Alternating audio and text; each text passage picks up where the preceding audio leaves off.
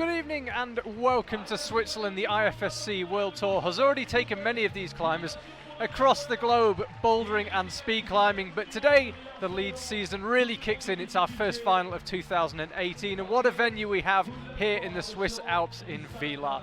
I'm Charlie Bosco, very pleased to say I've got member of Team Israel, Nimrod Marcus, alongside me. Hello. Nimrod, we were just underneath the routes doing exactly what the athletes are currently doing, our 8 male finalists observing the routes. Right. First impression, we'll start with the men's route. From my impression, I think the men's route is a bit easy in comparison to World Cup standards, but it's a bit tricky, so some of the climbers can easily fall, and it would be really interesting to see what everybody has to do. I expect at least one top from this route. Yeah, interesting feature today here in this evening here in Villars. The men's and women's route share a start, and then the men will go out right, and the women will go pretty much straight up, and then come back slightly right as well. Yeah, that's I think the first time I've seen. I'm racking my brain. I don't think I've seen it. Certainly not while I've been working for the IFSC. I'm trying to think of watching live streams before. I certainly can't remember a shared start. There's one for the statos out there. So just to let you know, our 8 male finalists will be Stefano Gisolfi. You might remember if you saw our semi-final earlier on, he narrowly pipped Alex Megos into 8th place and with it qualified for the final. Joining him, Tomoa Narasaki. Always exciting to watch him climb, especially in league climbing. Completely different style. Fires up the route as fast as he can. And it's done pretty well for him. 2 second places in the Chinese World Cups last year. This is really impressive. That's amazing. He'll be followed out by his compatriot Yuki Hada. Domen Skofic, the winner of the 2016 overall World Cups, in the lead. He'll climb 4th. Romain Desgrange, the reigning World Cup champion, will climb 5th. Hyun Bin Min back in action for the first World Cup since 2014. He'll be the 6th climber out. Jakob Schubert, he doesn't need much introduction. He will climb 7th. And the final climber out, having come top of the semi-final and being the only climber to top the route, Max Rudiger. That was an amazing performance from Max in the semi-final. The route looked easy. Yeah, I didn't expect it at all. It looked a bit tired at the middle, and then at the end the route is so easy to him, and he just did it, and it was amazing. It was one of those moments where, much as Max is a good climber, you just can't believe what you're seeing, because the best climbers in the world have been falling off. He's just going move after move, and to be honest, it never really looked in doubt. Yeah, it was a pure flow. He was in his zone. Can he convert it into a medal? And if so, what colour will it be? I think it's like from my experience of competing, I think it's really hard after you do a really good round to do it again, because you're a bit happy and then you're automatically a bit satisfied and you fight less. So I think it would be a really hard mental battle for him. Here is the start list. Stefano Gisolfi climbing first, almost won the overall competition in 2017. Can he go one better? He's made a good start by making the final here. Tomoa Narasaki, Yuki Hada, Domen Skofic, Romain Desgrange, Hyun Bin Min, Jakob Schubert and Max Rudiger. Just to let you know, the women's competition will start at 9 o'clock. The presentation will start at 9 o'clock. That'll be followed by observation and then the women's final. So you won't miss a single move from a single climber. Climbers observing en masse, somewhat inevitably. We've got the 2 Japanese climbers who share a language, also sharing information, and then the 6 English speakers, or 5 of them, with Max Rudiger just doing his own thing, but the other 5 finalists all communicating presumably in English and sharing a bit of information. But there's some spectacular moves on this men's route, and there's one potential hands-free rest. Yeah, can they find it? I really hope we can see someone rest without his hands upside down today. Yeah, there is a bat hang on the route, if you can find it. There's a feet first sequence when after you put your toe hooks, it's really hard to reach with your hand to the hold. So you kind of have to let your hands go and just stay with the toe hooks. So there you can see the wall here in Villars. The basic profile of the wall is very simple, but these humongous pink volumes mean the route setters have actually had quite a bit of variety to play with. It's not as initially plain looking, the wall.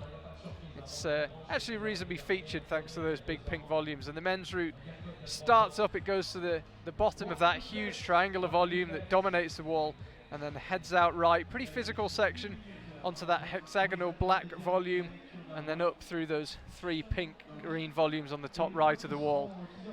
And interestingly enough, from the route setters who were saying they're expecting tops, they're expecting maybe a couple of tops, maybe 3. I think it's certainly possible. I think they just want a good show to the crowd. There's a really cool last move on this route. I really want someone to try it. Yeah, we had the move, the last move on the men's route we actually had on one of the men's qualifiers, and when we were chatting to the route setters earlier, they were saying, yeah, we did that intentionally so that the climbers would at least have tried the move so that they'd kind of know what it was. They didn't want people just being stopped dead in the final. Yeah. So although the climbers don't realize it, they're actually going to get a very similar move to the one they got at the end of one of the qualifying routes. That's really nice from the route setter. They get a chance to practice on the last move. Yeah, I think it's really good setting. It's quite a strange move. Yeah. And so they put it on a qualifying route. Really bouldery. Yeah, so clever work from the route setters. However, who will get there? How many will get there? We'll see. There is the wall. Beautiful evening here in Villars. There's barely been a cloud in the sky all day. Yesterday we had heavy rain until early afternoon, and then that turned into a very thick mist. It's basically a bit of a grim day. This evening, beautiful all day. When I went to climb my second qualification route, I barely saw the last hole. Oh, were you at that stage of the day? Yeah. We were trying to film for the highlights, and we couldn't see the top of the wall. It was so annoying, and also the holes were really wet, and it was just really bad conditions. And I'm just happy the conditions are so much better today. Conditions seem really good right now. It's chilly. It's just about still t-shirt weather, maybe for another half an hour, but the temperature dropped very quickly last night during the speed final. The same thing will happen here again tonight, I'm sure. So conditions pretty good, and I would imagine likely to get better throughout the course of the final. Yeah, maybe just a bit too cold for the women. Like, I really hate the cold because back in Israel it's really hot and it's really hard for me to climb when it's cold. But maybe for the other climbs it's better. Yeah, I think last night it was maybe borderline. It was, maybe too cold. Yeah, maybe a bit too cold. But either way, probably easier than the conditions we had in the semi-finals, particularly for the first half an hour of the semi-finals earlier on today. It was very hot. Much of the wall was in the sun, and we did have some pretty big surprises. Already mentioned about Alex Megos missing out, but Anak Verhoeven finished 27th out of 27 in the semi-final. We did have 27 women through due to a tie, and sadly for Anak, she was 27th. Her right foot popped. That cost her a place in the final, the first final she's missed for 5 years. And there we can see Team Austria. There's Hannah Schubert in the white top, and next to her Nina Lach. Just trying to see who else we've got. Camera works its way along. There's Anne-Sophie Collet. People realise they're on the big screen. Sasha Lehmann doesn't look very interested. He had a great day in the qualifiers yesterday, but again didn't quite convert that in the semi-finals. Yeah, here's Yuval and all. There's Yuval Shemler, yeah. I was saying you're the third Israeli to come on the live stream this year. You guys are dominating the stream. It's really nice to be here and commentate with you. Great to have you. And it's great to have the lead season underway again. The IFSC season feels as if it's been going a long time already, but suddenly you get a whole new load of energy and adrenaline and excitement with the change of discipline. Climbers that we haven't seen since last November. And particularly this evening when we've got a good enthusiastic crowd. That's the VIP area here at the venue here in Villars. seems to let anyone in these days. And we're ready to roll. As I say, spectacular setting from the hill behind the venue. You can see the peaks of Chamonix, some 4,000 meter peaks visible.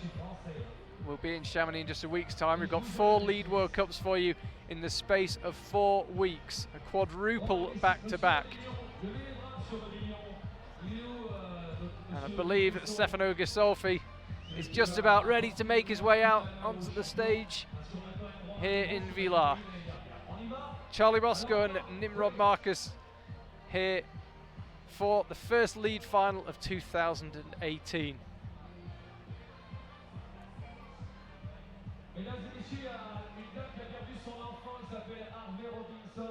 That is not Stefano Ghisolfi. He is actually just hidden from view. Here he comes in the white top. Just being made to wait. There's some small choreography issues, it would appear, with the venue MC directing operations. Now he says that he's ready for Stefano to come out. So here comes Stefano Ghisolfi. Never won a World Cup outside of China. Can he change that today?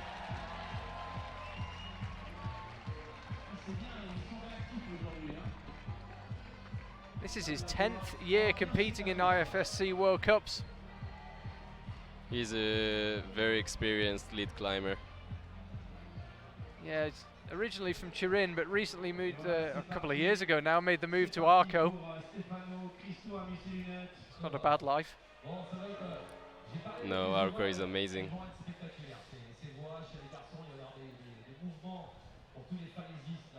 So he's underway. The key, we've been told, on the lower section of the route, really just to keep you cool. It's not super hard, but it would be possible to make a mistake. It would be possible to blow it. So you just got to stay calm, try and control the adrenaline, not use too much energy and get through it.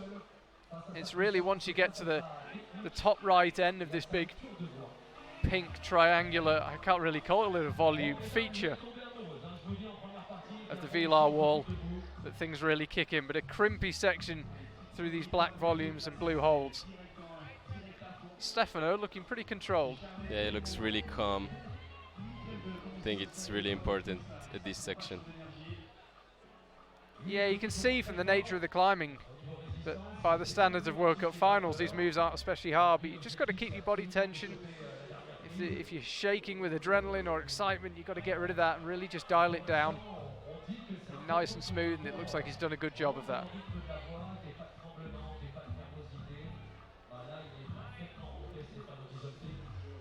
Now there's a tricky move. He needs to bump his left hand. Here, now he did it.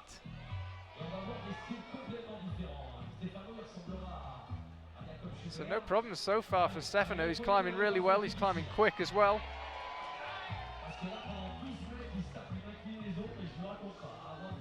Sadly, we've not been provided with a feed to the official clock. I do apologise. So I can just about see the clock from here, so I'll keep you up to date if anyone is close time-wise. To be honest, the nature of the routes and the relatively short length of the wall here in Villars, I'm not expecting time to be too much of a problem, but we'll keep an eye on it. Now this is a tough move as well. This is one of the cruxes, or one of the, if not the crux, at least one of the harder ones to figure out, but Stefano got it no problem. And this is the bat hanger. Can he make it work? Will he try it? Dare he try it? That's beautiful. Just glances down at the clock. He's got just under 3.5 minutes remaining. Now he gets to rest a bit, and then there's the physical part. Yeah, it's 11 moves through these black volumes. Jan Zabranek, chief route setter here in Villars. Jan, really one of the absolute creme de la creme of the route setting world. And he was saying these black volumes, the moves aren't especially hard if you're committed. Yeah, Key is commitment. You just need to not hesitate and just Also, if it doesn't feel that good, you just need to go and it will be okay. So basically, it's better to keep moving than try and be perfect and, Yeah, and figure everything out first time. Just keep going. it's a bit hard from the mental aspect to just go when it doesn't feel so good because you don't want to fall. He's taking a long, long rest, Stefano here. I hope he will have enough time to finish the route. Yeah, well, it's not really a great rest either. Now he's away. He was watching the clock pretty closely. He's got 2 minutes 40 left.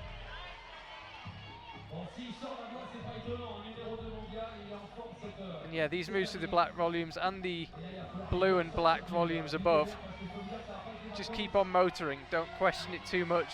Don't try and find the absolute perfect way of doing every move. Just keep on going. The moves are not super hard. Got to keep moving. And the nature of these volumes, if you adjust on them too much, Yeah, Stefano does it perfectly. yeah, if you adjust on them too much, you can get in a lot of trouble. Now he's really having to fight Stefano Guisolfi, but he's off the steepest part of the wall, and he's also off the route. He looked so good.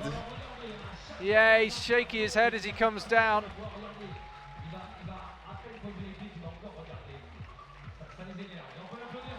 Waves to the crowd. First guy out, you don't know, it could be a winning performance, but Yeah, as I said, it's a really tricky route. You can find yourself down in a second just from a little mistake. the margins, we were talking about this in the semi-final, the margins for error in small lead climbing are so small. The route setters. It's one route, one mistake, it's over. Yeah, the route setters really like to play on it, just to do a really tricky move. Not that hard, but you need to be really precise. And if your head is not completely there, you will just fall.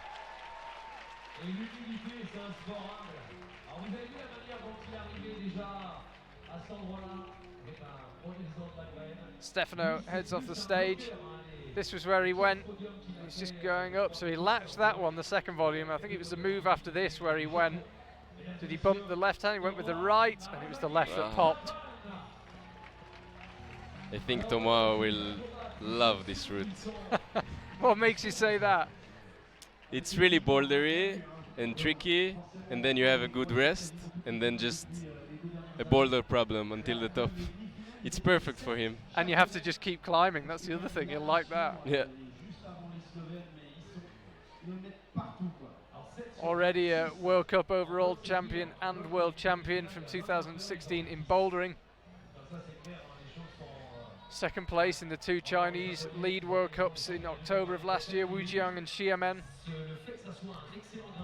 Never won a lead World Cup though, Tomoa Narasaki, and you can see instantly that quick scurrying style being employed. So all 16 climbers, men and women, will climb these moves, and then it's at this point that the women will branch off left, the men go out right. His flow is just amazing. He just doesn't stop. He just feels what to do next. You don't need to think about it.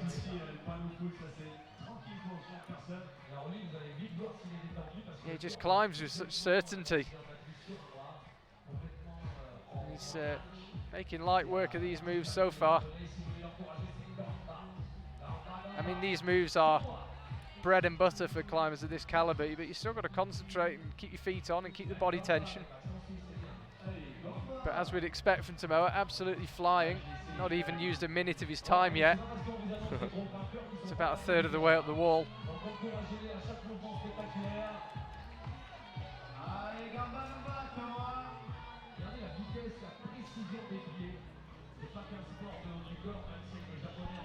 So he's already through that big hexagonal block, black volume.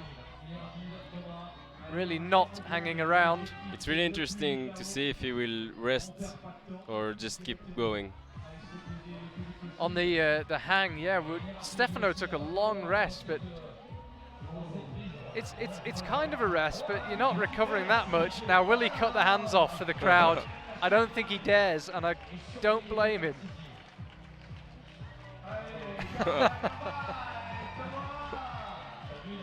It's quite unusual. We don't often see Tomoa thinking about the crowd or look at the crowd too much. But no, he just do what he needs to do. yeah, I'm pretty sure he was just checking out the crowd from his pretty impressive vantage point there. So barely any rest, maybe 10-15 seconds if that. And he's on his way again. He's onto the volumes. These moves will feel very familiar to him as a vastly experienced and successful boulderer.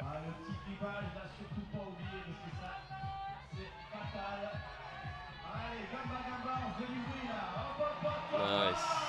Gamma Gamma shouts the MC. He looks a bit pumped. Yeah, I think the pump beginning to kick in. He's climbing quickly. He's just under 2 minutes used up. So it was on this move that Stefano's left hand went, and it's the same for Tomoa. It's a tricky move. Just to let you know, we don't have any ties right the way through the competition. All the climbers can be separated, if not in the semi-final, then at least through the qualifiers. Tomoa and Stefano had a tie in the semi-final, I think, so they are separated by the qualifiers. And with only one route in the final, it's just so often the case in lead climbing that your performance earlier in the competition is what does it for you.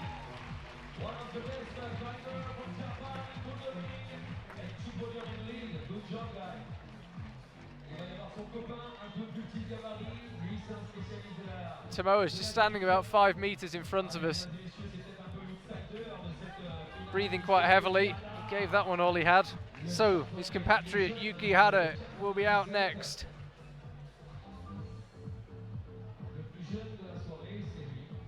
Also made the final here in Villars in 2017, and then the next week picked up a medal in Chamonix, 3rd place there.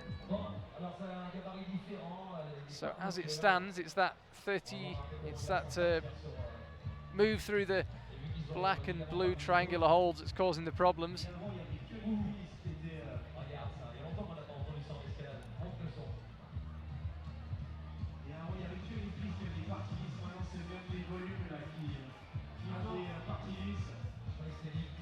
Into his 5th season competing in World Cups, Yuki Hara. We can really see the difference between him and Tomoa. He really takes his time, breathe, choke a little bit, and Tomoa just run. Yeah, just to give you some idea time-wise, Tomoa was almost at the end of this rising traverse when he'd used the same amount of time as Yuki. So, like you say, completely different climbing style. Whoa. And that looked a bit close. We hadn't seen either of the first 2 climbers have any trouble with these moves, but Yuki looked a bit jerky on that move, just needs to refine his composure.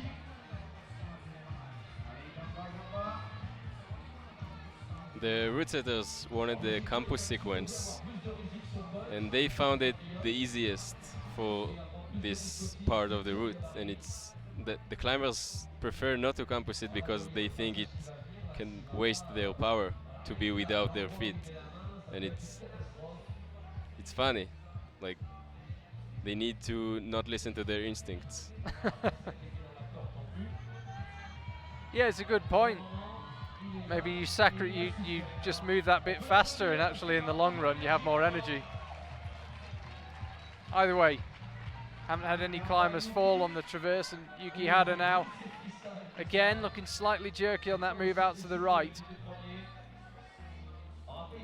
He's a couple of moves below the black volumes with the orange pockets.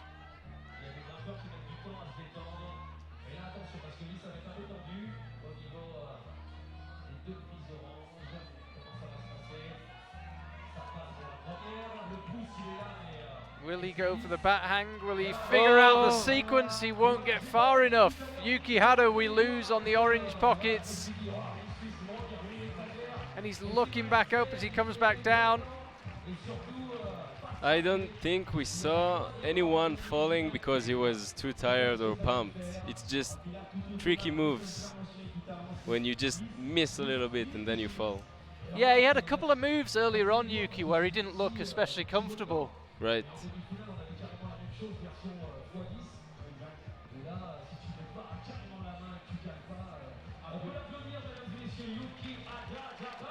Yuki had a quick wave to the crowd and he's off, and there you can see the scores as they stand.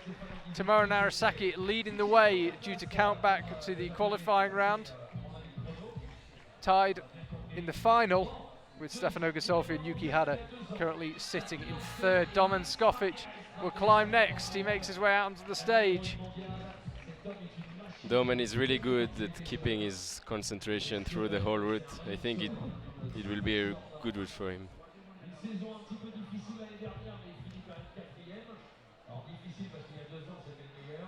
Okay, he's underway. Big year for him with the World Championships coming up. Looking to regain his lead crown.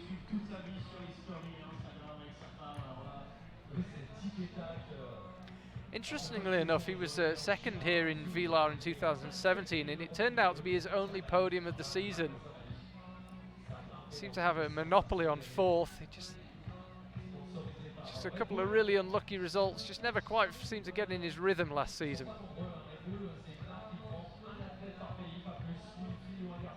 But he won 3 World Cups a year before. What can he do in Villars 2018? Our third visit to the Swiss village. I think in 2016 Domen had an amazing year. He won a few World Cups and were on a lot of podiums. And after a good year, it's always hard to get back in shape because you're so satisfied and you just don't always find the motivation to train as much as you trained last year. So maybe it was a factor. So I think this year we can really do good. You think he's got the hunger back? Yeah. He looks very, very lean and in shape. I was chatting to him the other day. He visibly looks in perhaps better shape than last year. He looks really strong, and he looks strong on the wall as well. He looks very determined. So we saw Yuki Hada drop it heading into these orange pockets. Domen looking very controlled so far. This is a tricky move up with the right hand though. Just needs to make sure he doesn't get caught in the rope. Oh no! Same again from Domen. He set himself for the move. It looked as if his foot was maybe catching on the rope. There was something distracting him perhaps. He hesitated. Yeah, he just didn't look 100% mentally in the move. Just didn't quite commit 100%.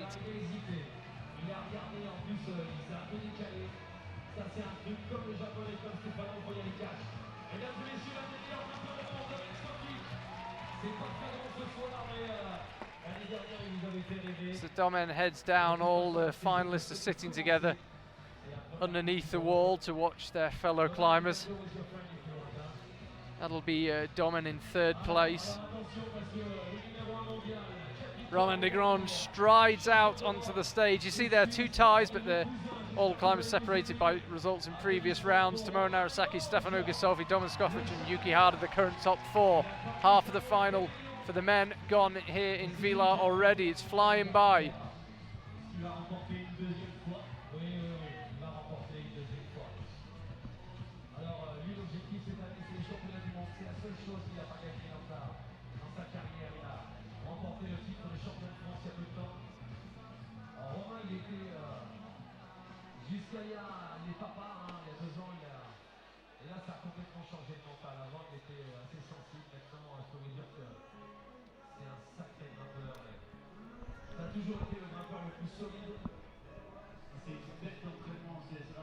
Speaking of motivation with Domen Skofic, doesn't seem to have affected Romain Desgrange. 36, more motivated than ever. He's just a professional, he just knows the job. He have so many years of experience. Also yesterday with the cold weather and the fog, everybody was so stressed and he was just calm as always. Maybe he already had a few World Cups in this situation. He has done so many World Cups. Well, he's been doing it for 15 years, yeah. And he was the first climber that really went for it, no feet on that first move. I think the new modern bouldery moves are a bit harder for him than other lead climbers that also do that also do boulder. But he's so good at the mental game, so uh, I can't say what will happen for him on this route.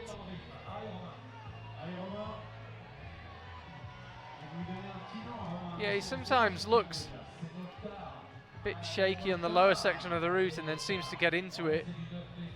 Seems to be really finding his rhythm here.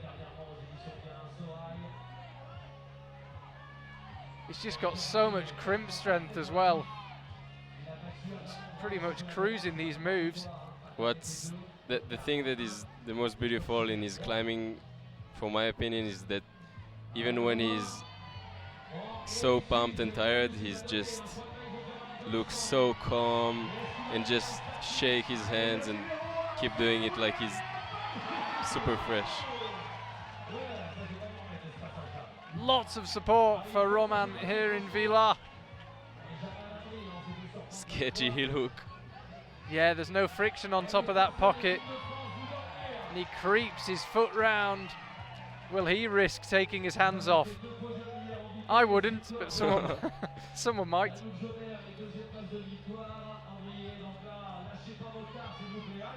I'm interested to see whether he rests or not. Yeah, he's taking a bit of a rest.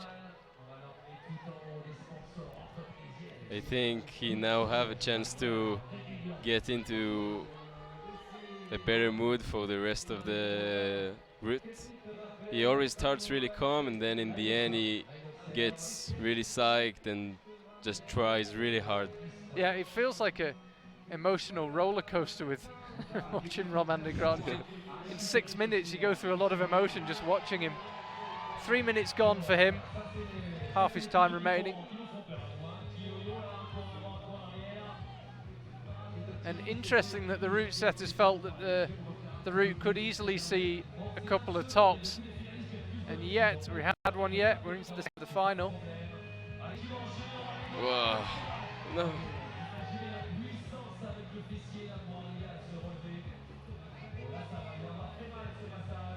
Now, Roman is really doesn't look like he wants to do the move up and right, but that's what he needs to do. Surely there isn't a different method.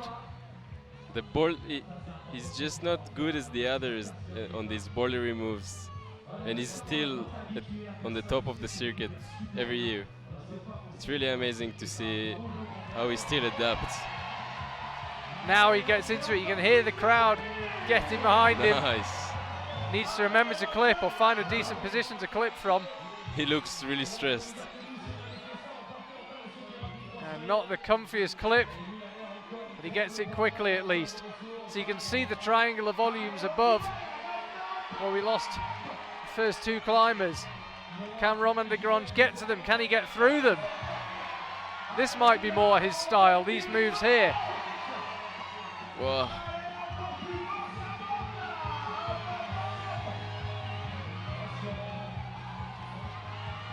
Roman de Grange has got to get this clip Whoa. done. He's left the quick draw behind. Crowd really getting into this with Roman. This is an incredible performance from Roman de Grange. This is the first time anyone's been into these black volumes. Are we about to see the first top of the route? He needs to get the next clip done. Again, it's causing him problems. That's the third quick draw in a row that's caused problems for him. The third clip in a row. Either way, he's set a new high point, but he'd love a top. He'd dearly love a top. I think he's got that rope clipped. That means that there's no more clipping to do. He has got it clipped. The next clip is the top. Creeps his way out right. These are tenuous moves. And we lose Roman de Grange at a high point for the route, just below the top. He'd got the last quick draw clipped. And he may be a bit annoyed with himself because that was 3 quick draws in a row where he clipped from an awkward position or fumbled it slightly. It is still so amazing to see, even when he messes up a little bit, he still stays calm and just tries to find the best solution for it. Oh, it's incredible. He makes a mistake, but he's still on the wall. He makes another one, he's still on the wall. He's so strong, he's so calm mentally. Brilliant performance from Roman de Grange. and a new high point set. I think the move he fell was meant to be a jump, and if you just try to reach it, then you reach it, but all your body stays on the left, so you have a lot more swing. And if you just try to jump, your body is on the perfect position, and you can just hold all your weight. Here we go, got a replay. This is exactly what you were talking about. So when he goes out right, you're saying you need to jump. Yeah, I think even if his foot wouldn't have slipped, he would just maybe he couldn't have hold the swing because his body was on the left.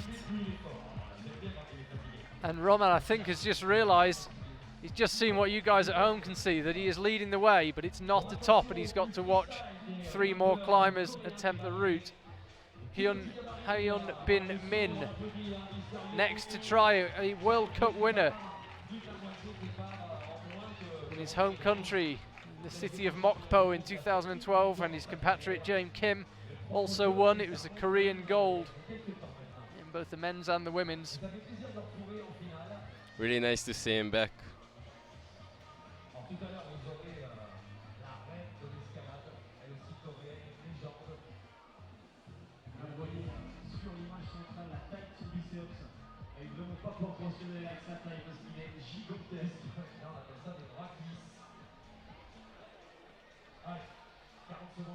It's 13 years since his World Cup debut.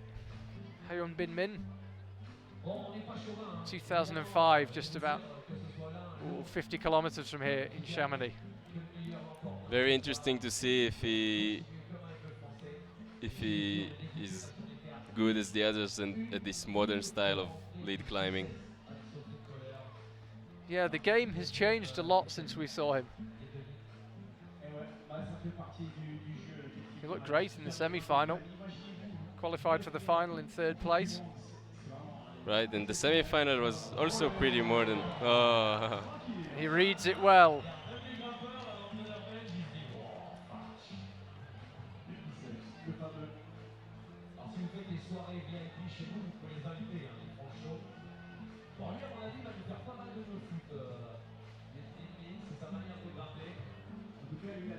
Really nice demonstration of how to do those lower moves. Just fly across the lower ones, then get the feet on and smoothly move through the last few.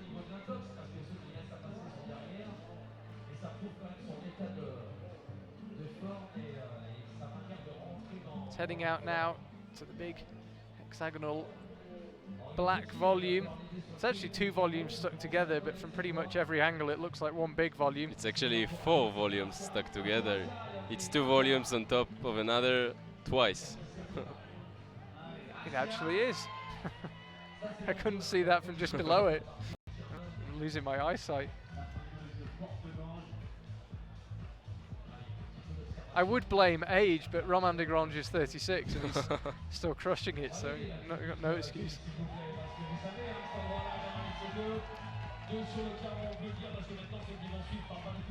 So there's the orange pockets. We saw a couple of climbers struggle with these moves.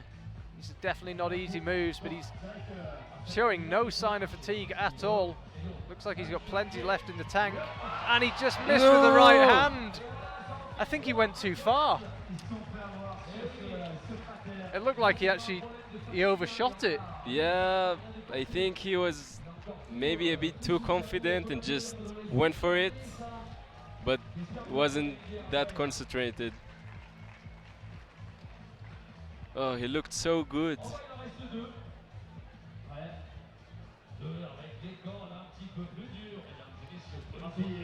Hey, there we go. He's still smiling, back in the World Cups, back in the final, but that's a shame for him. He really looked in control, looked really smooth. Let's have another look. It looked to me like he went past it. Yeah, he did. He just overshot it and he had to drop back into it. There's no texture on top of those pockets as well, so if you miss it. He looked so good. He looked that even if he'll miss, he would just stay on his left hand. So, Jakob Schubert. But that means Roma is on the podium for sure. Yes. Good start to the season for Romain. 2011, you might remember the season where Jakob Schubert was utterly dominant. He won 7 World Cups in 2011. He's won 17 Boulder World Cups in lead and 2 in Boulder. If he could win tonight, it would be his 20th gold medal in IFSC World Cups. Not bad. I hope he would do the start good, and then the last physical part will be good for him. Yeah, I think this could be a route that Jakob will like. He's a really all-round climber. I don't think he'll find the bouldering section too difficult. He's super strong. So on that top section where the climbers have been falling off, I think he can keep going. You just need to hope he won't slip on the tricky moves, and not on the really tricky move to the pocket. He'll know from the fact that Hyun Bin Min wasn't out for too long that there was obviously a move quite low down where he fell. Still see the quick draw moving actually, so if he's paying attention to that, he'll know where, or he'll have a good idea where the first really hard move is. I don't think this move is physically hard. It's just really easy to fall on it. But when you do it, it's like one of the easiest move of the routes.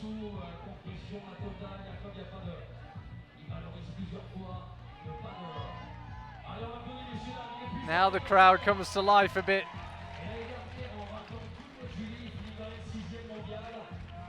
Jakob's compatriot Max Rudiger will be out next, the last man to climb here.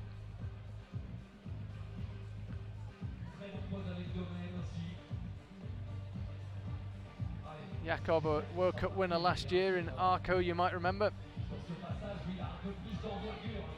Can he make it 20 World Cup wins?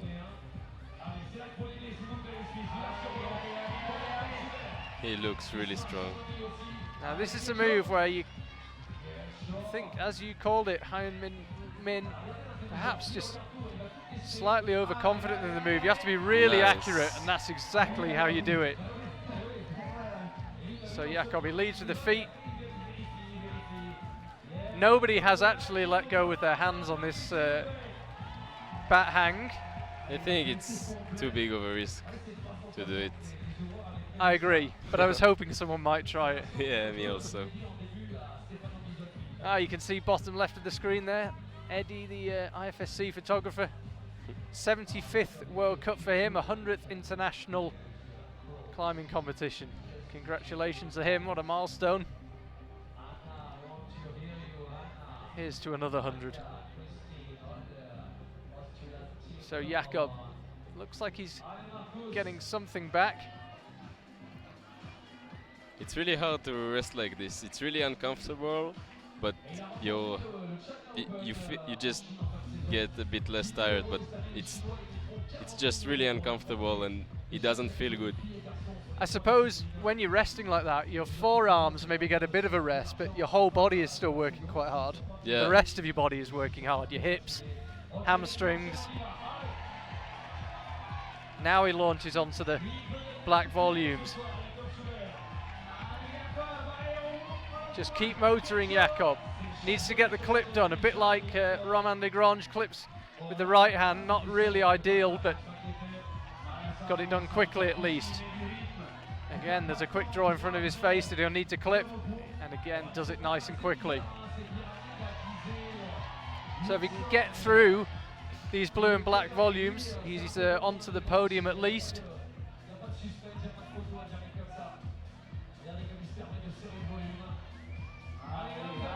Shows how strong he is that he's able to rest there. What the wall angle changes now as Jakob Schubert fights his way onto the upper section. You can see in the spotlight illuminating him as darkness falls in Villars. That'll be a position on the podium for Jakob. What colour will the medal be? That's the question now. He's approaching Romain Desgrange's high point. He needs to stay cool. It looks like he's tired, but he's probably got to a bit left. Has he got enough left to top the route? Heads out right. No! And he's so close to making it stick. Jakob Schubert. Well, he'll take the lead on countback. That was the same move we saw Ramon de Grange fall on. He And tried he to was so jump. close. He tried to jump, and it looked better than Roma, but still really hard to do this complex move on the top of the wall when you're really tired. Let's have another look at it. This was from our wall-mounted camera. Really good angle. You could see him. He just missed a bit Ah. the sweet spot of the hold, just a bit more right. Even had time to slap the hole below it. He knew. High fives all round. As I say, the 8 finalists all sitting there. And on count back to the previous round, that will put Jakob into the lead.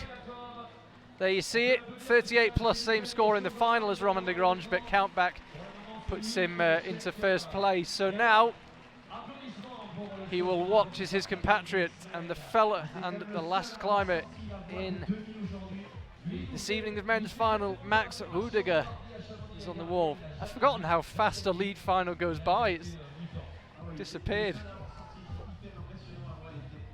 A bit too fast. Yeah. We've still got the women to come though. And we've got 4 World Cups in 4 weeks. Plenty of action to come. So, Max underway.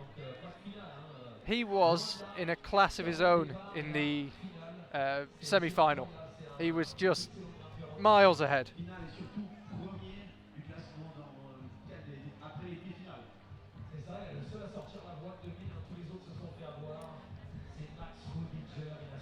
Last climber here in Villars, Charlie Bosco and Team Israel climber Nimrod Marcus alongside me, and we're watching Max Rudiger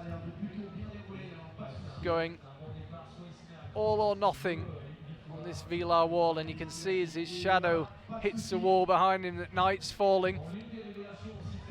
DJ's put some heartbeat type music on. The tension is ramping up. And all the climbers, particularly those sitting on the provisional podium, watching nervously. Never won a World Cup, Max, but he did make a podium last year in Arco in 2017.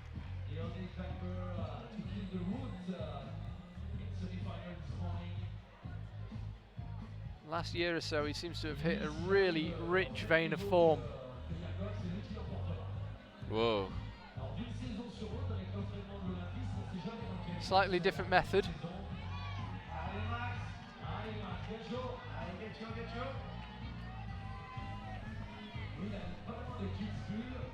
No problem onto the huge hexagonal black volume that dominates the wall.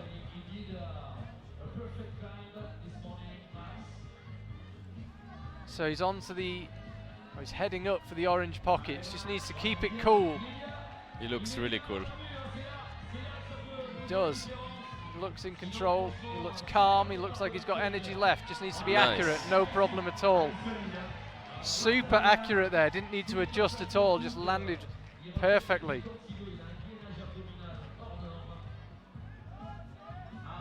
And there is absolutely no way I would let go with my hands if I was the last climber out and I knew that the gold medal was up for grabs. And I'm not surprised that Max hasn't. So it looked like he might want to go out left there, but I think he wanted to try to clip the quick draw. it's not an easy quick draw to clip actually, it's just in an awkward position. You've got to clip it. We've seen the last couple of climbers clip it with their right hand when it's over to the left, which isn't ideal obviously. It looks like he couldn't find the rest, so he just decided to keep moving. Ah, nice, so he finds a method to clip it with his left hand. I have to say he looks better than the people who rested there. Yeah, it's always a tricky one. It's a poor rest. Do you bother or do you just keep going? Max has decided just to keep going. Whoa. He could have climbed himself into a bit of trouble here. Wow. Oh, it's amazing strength from Max Rudiger. I thought he might have climbed himself into a trouble. He looked like he had his arms a bit too wide, but sheer strength got him through. How much energy is it burned? Let's see exactly which one of the holes he gets awarded. But it won't be the win. The win will go to Jakob Schubert. I'm so happy for Jakob. He still looks happy. Yeah, he was so himself. And that puts him in 5th place, Max. You can see him walking past the big screen. So Jakob Schubert wins in Villars. Women's final still to come.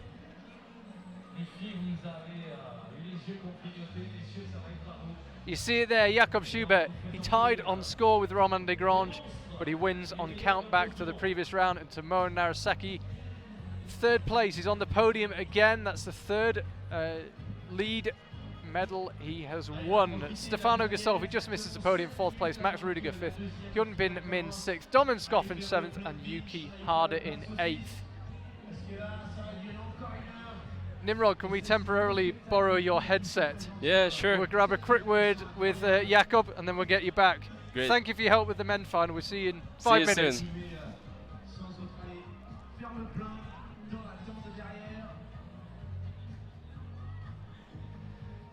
See there, everyone just grabbing a quick beer. It's been a long, hot day here in Villars. We're just awaiting the arrival of Jakob Schubert. He's just getting his harness off, and then he'll make his way over here.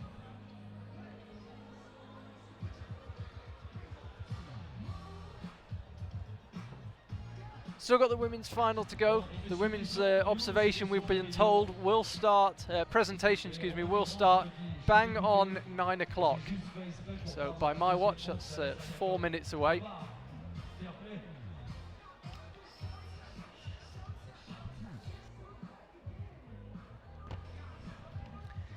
Just while we wait for Jakob to head over, let's just have a look at the women's starting list. Didn't have any ties all the way through the competition, so it is the 8 climbers. First out, how exciting, Ashima Shirashi, the teenage sensation from New York City. Manon Ili will be out, and then it's 3 Japanese climbers. Akira Noguchi, massively successful bouldering season for her so far. She'll be followed out by Mei Kotaki and Miho Nanaka. The ever reliable and ever impressive Jane Kim will climb 6th. 7th will be Jessie Pilt. And then in 8th place, she couldn't top the semi-final route, but she was pretty close. Janja Garnbrett will climb last. It's a familiar situation, but very exciting at the start of a new lead season.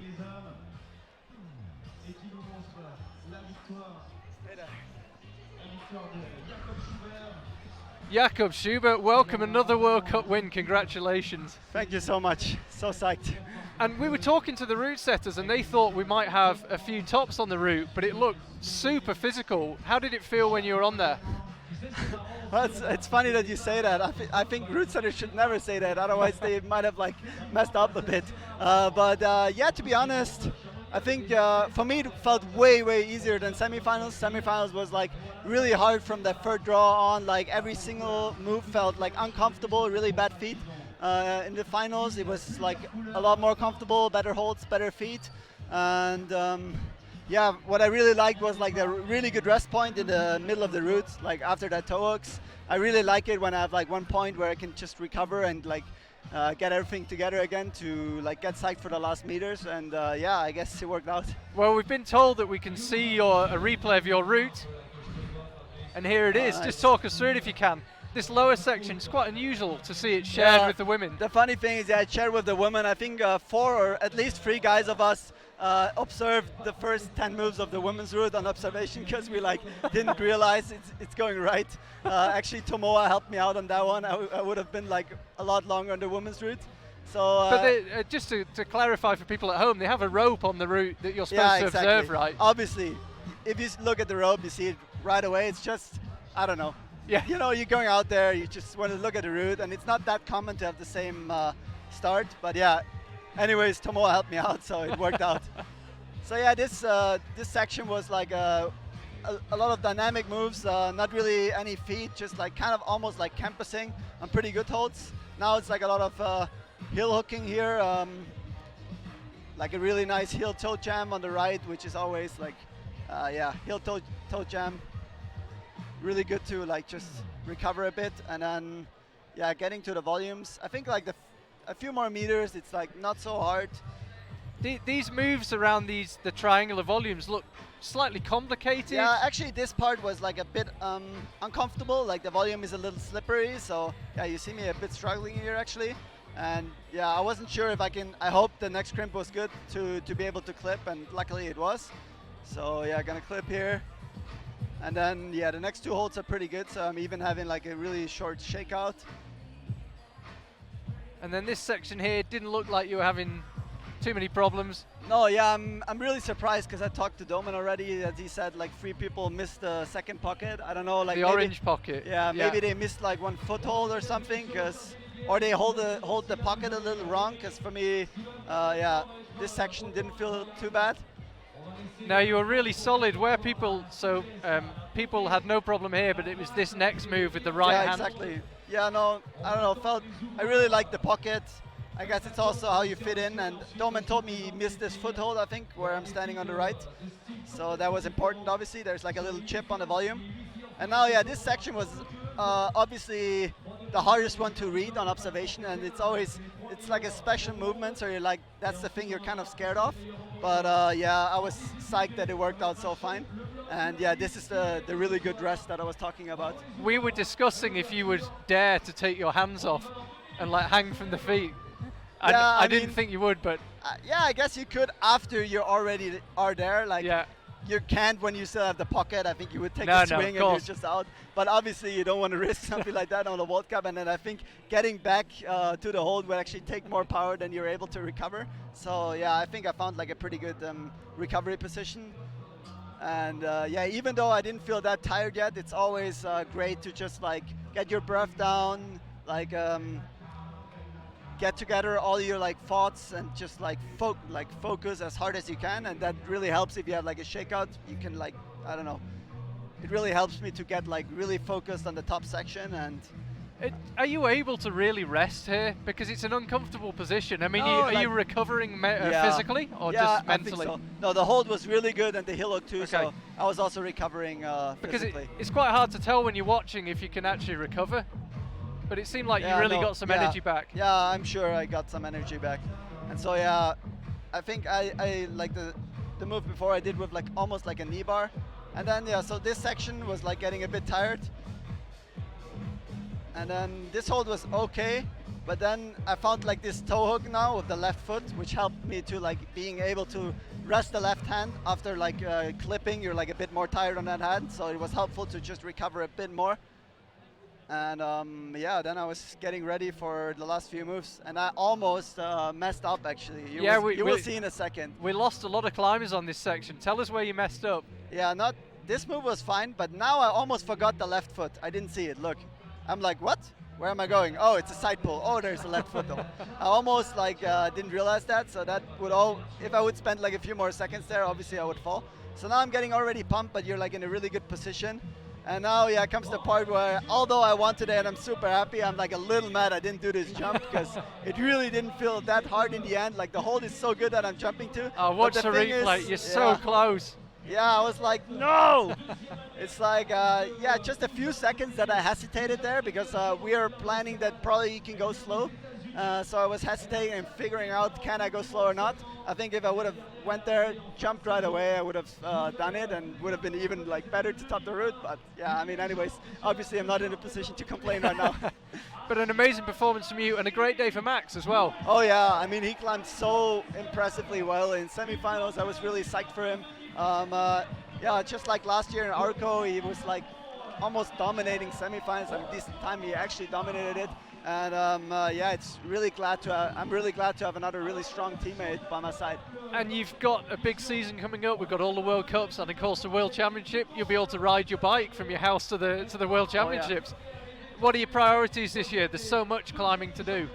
Yeah, I mean, obviously my big priority is the World Championship in Innsbruck. Like you said, it's my hometown. It's going to be a really important event for me. Yeah, so I hope I can be successful there. I'm going to start in all three disciplines, try my best in combined, but obviously my main focus is on lead.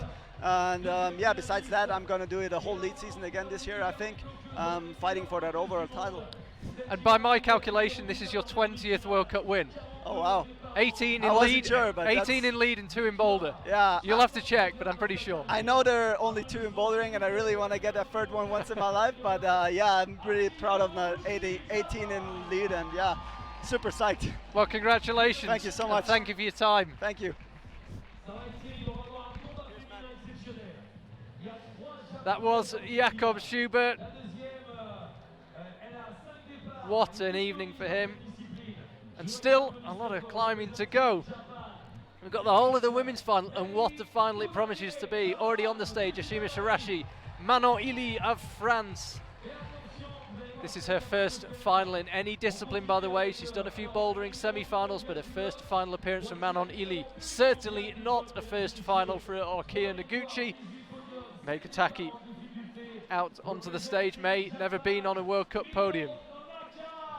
Here's Miho Nanaka. Vastly successful in the last few years in the bouldering. What can she do in the lead? We see there the 3 Japanese climbers together. Ashima on the right there, Japanese speaker as well. Could be interesting to see how information is shared during the observation, who chats to who. Waiting to make her way out onto the stage is Jane Kim. Here she comes.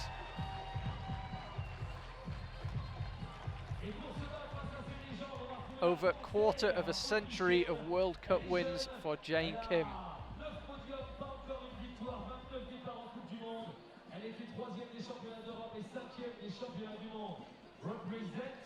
Out next from Austria, they've already claimed a gold medal this evening. Can they claim another with this woman, Jessie Pilz?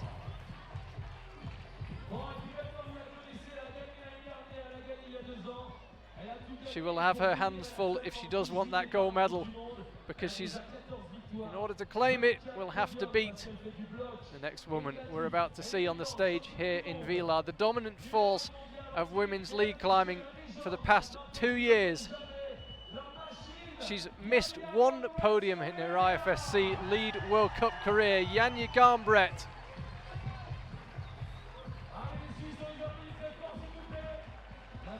Her closest rival for the past couple of years, Anak Verhoeven, not make it through to the final. Between Anak and Janja, they've won 85% of the IFSC World Cups and World Championships in the past 2 years.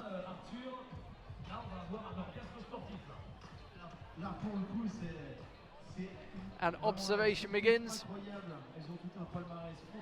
3 Japanese climbers down the front. Jane Kim just on her own, and Janja and Jessie discussing together. Manon Illy and Ashima Shirashi down the front of the stage, just doing their own thing.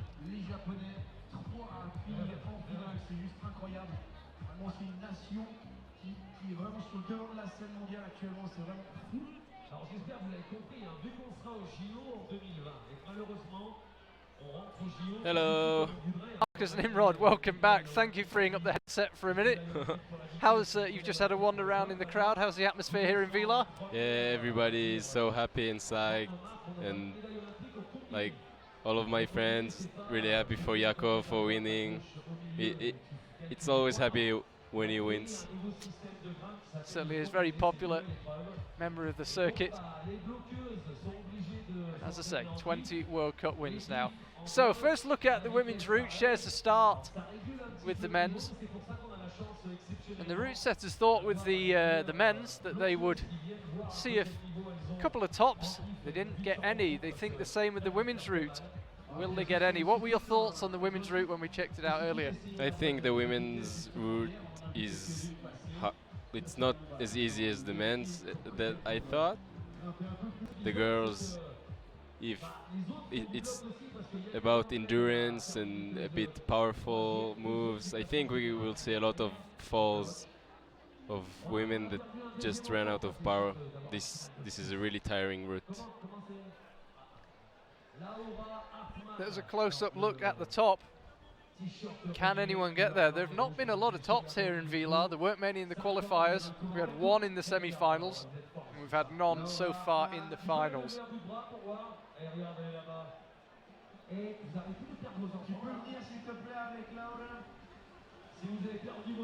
See there the three Japanese climbers, all well equipped with their binoculars.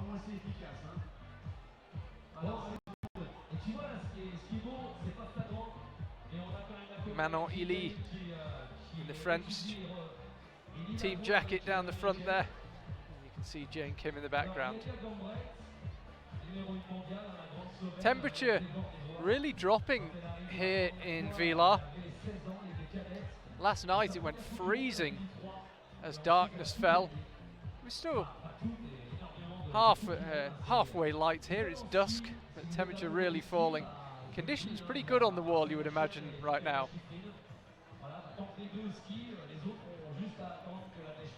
There's Jessie Pilz.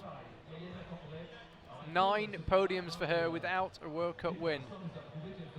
Can she change that today? It's also nice to see Mio Nonaka in the lead field. I think it's her first. Interesting to see how that goes, yeah.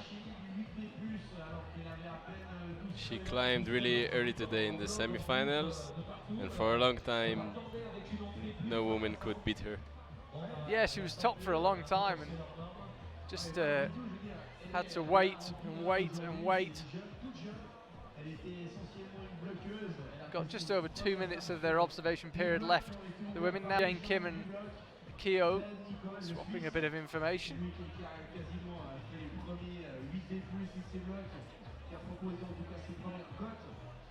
So there'll be 8. They'll have 6 minutes each to do the route.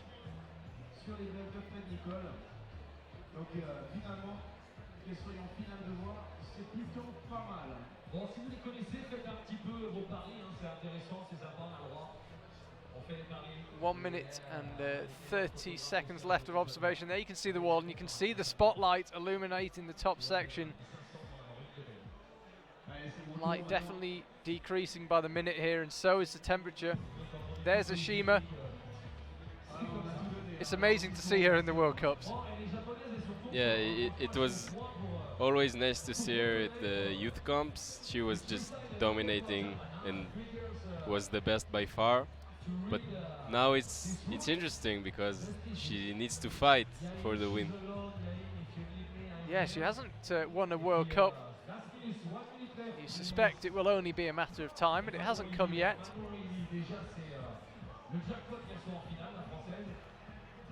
Both her parents are here somewhere in the crowd over from New York.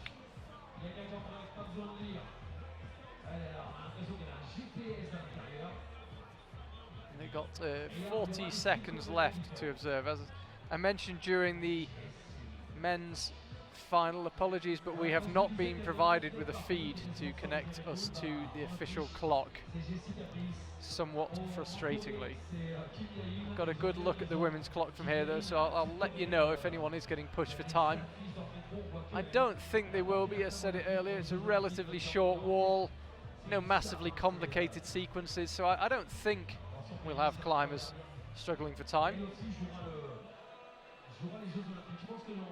And they are almost out of time.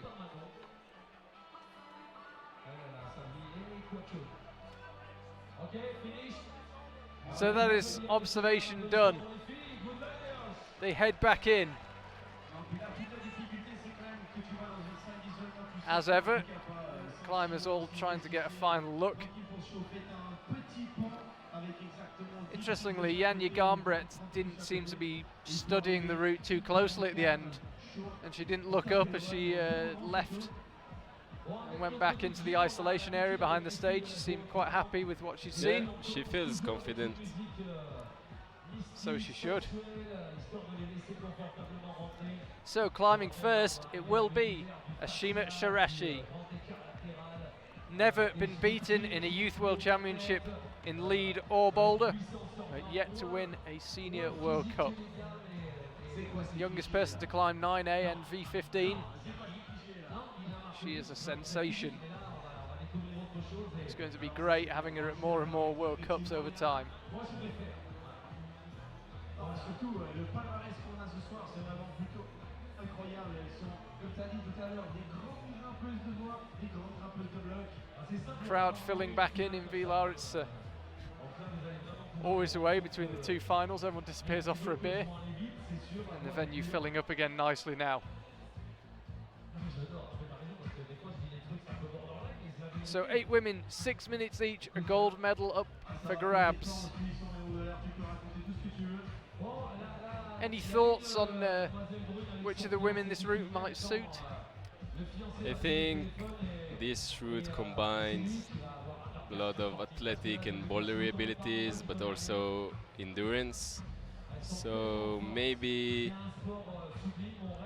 more of the women who are also bouldering could do a bit better on this route. Some people like maybe a Kyo or Mio. Maybe a Shima could do really good on this route.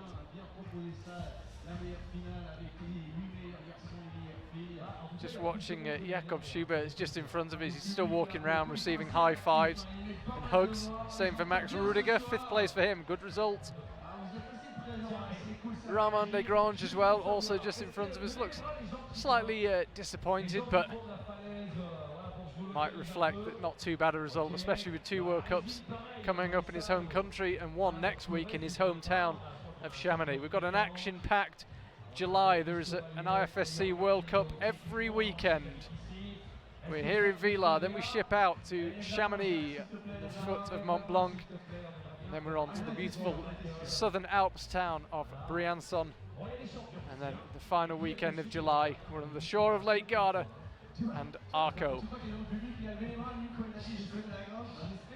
There's climbers down the front of the wall. Have we got Josh Levin, Campbell Harrison? There's Jan Hoyer. Clearly the place to hang out. There's Loic Timmermans in the white t-shirt. He's made of strong stuff. I've got a down jacket on. Yeah, he's climbing so good, so technical.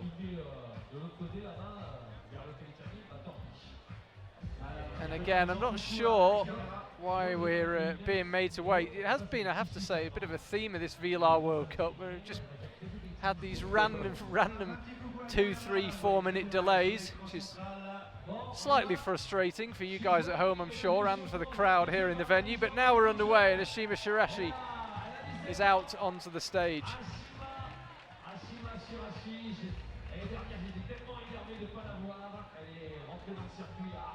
Spotlight falls on her. So interesting to see how she gets on in the next few years as her World Cup career really gets underway. First Senior World Championships for her coming up in September.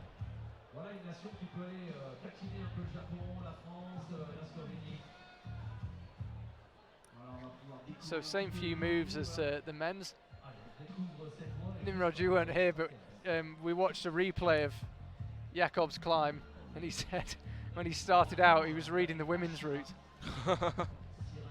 It's really confusing. I also thought the green one was the men's route.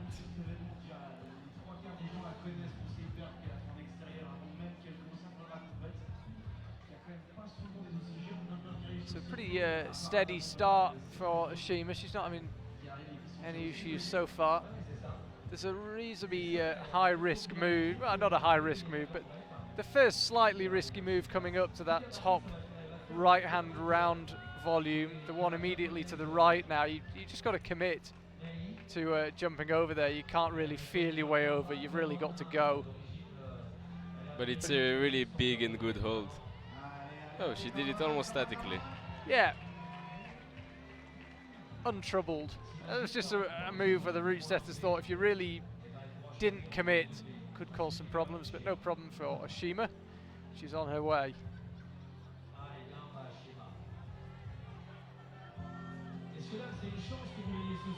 Crowd coming back to life now, getting into this. Whoa. That was a long move. On onto that third of the green volumes. Now moving out to the crimp. Has it taken much out of her? She doesn't look as if it has taken out too much. She can recover slightly. Now there's in two moves ahead. There's a really high foot move.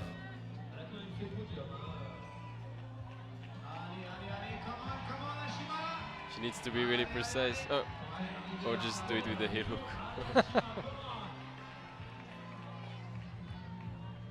Just to get the foot back underneath the rope there. She's just in a bit of an awkward position. She needs to free that right foot up.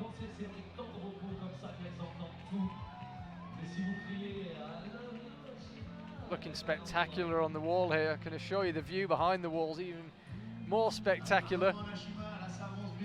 Another cool sequence with the pockets. Yeah, it'll be interesting to see how Ashima reads this one.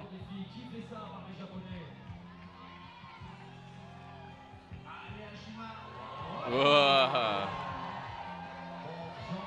No shortage of confidence from Ashima.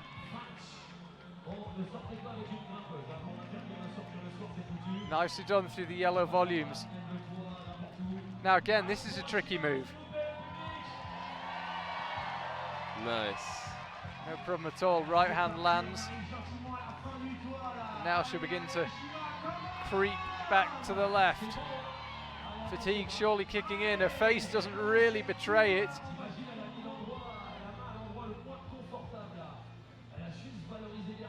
Crosses through nicely.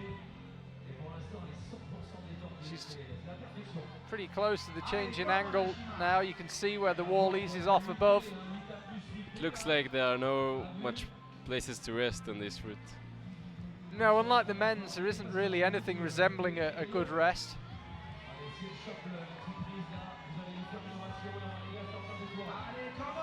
can see she's having to fight here, Ashima. Can she get to the change in angle? She can't. It looks like the big ground volume just kicks you out of the wall. It's just pushing your center of gravity away. Yeah. It's really hard to pull back inside when you go to the next hold.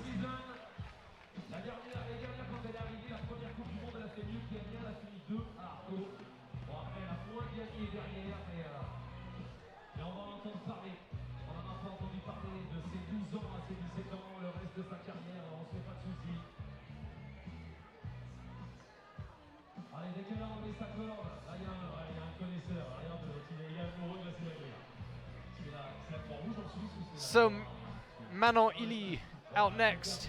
Made her World Cup debut 5 years ago in Valence in her home country. She's been in a couple of boulder semi-finals, but Villars is her first final in any IFSC World Cup.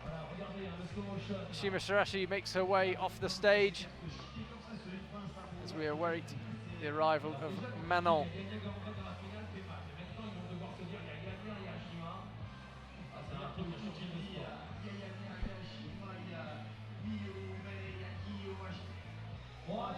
Here is Manon.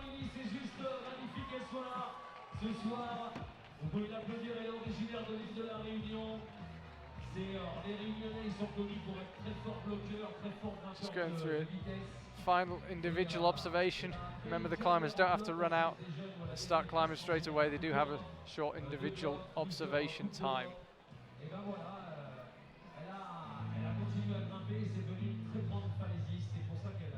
So not far off a home crowd here for Manon. We're only about 25 k's from the French border.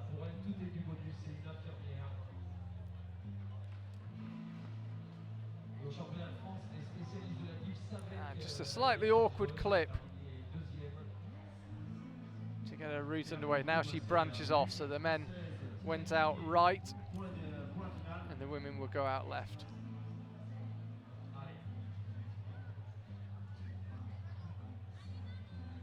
Suddenly a very relaxed vibe here in the venue. We've got some really chilled out music playing. Manon Illy, the centre of attention. Climbing a bit slow, I would say. Yeah, a minute gone. She's the first climber either in the men's or the women's, I think, that's been perhaps slightly behind schedule if she was to get to the top of the route. There's that first move we talked about that just requires a bit of commitment, but hasn't troubled either of the first two competitors.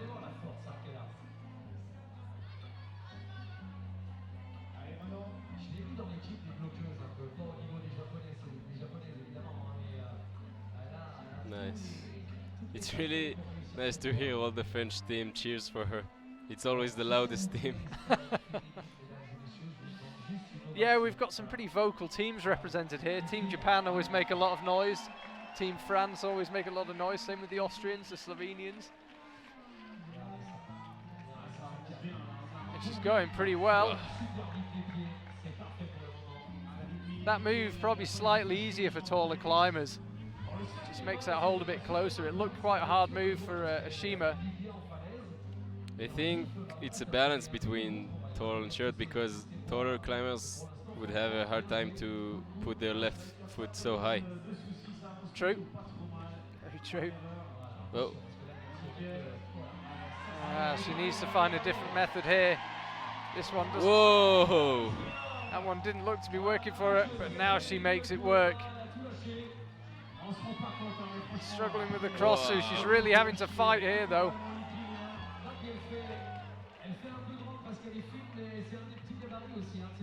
Not as smooth as Ashima through that section, but the result is the same. They're both through it. Toward had a. It's quite similar to the men's rest with the heel hook.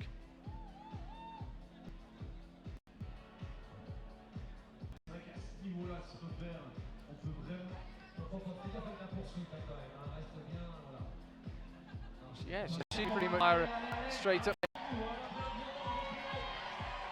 Allez, allez, shout the French crowd. These are physical moves she's doing. So it's this big round volume above and left where we lost Ashima. Can Manon Ili progress further? 2 minutes left on the clock. Wow. So this is a new high point for Manon Ili. She's already surpassed Sarassi's high point. She's onto the head wall. The French crowd going hard. Whoa. Amazing fight from Manon Ili. I have to say, about halfway through it looked like she was tired. Yeah, She just kept going. She just got. It was a bit complicated for her the first part of the route, but then she managed to rest a bit and maybe get back into the head, and then it was a really good fight. It looks like she just a bit messed up with the feet. She couldn't find a good position. So that's a new high point set on the women's route. This is where she was just got in a bit of a tangle through the yellow volumes and burned a lot of energy. And from here, it was just get one more move, get one more move. And it was this jump with the right hand. I'm pretty sure she'll be awarded a plus for that. That was a definite movement upwards towards the hold. So the judges became a bit tough about the pluses in the last 2 years. she has been awarded it though, yeah, they have. But yeah, 36 plus for her. Here is Akio Noguchi. 51 World Cup podiums.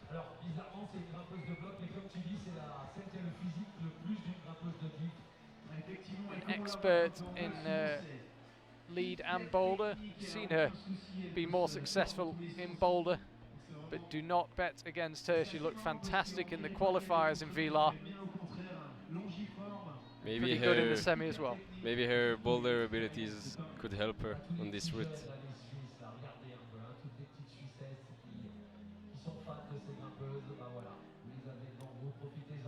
It's really interesting to see the climbers out of their natural habitat, if you like. Kio's looked so strong this year.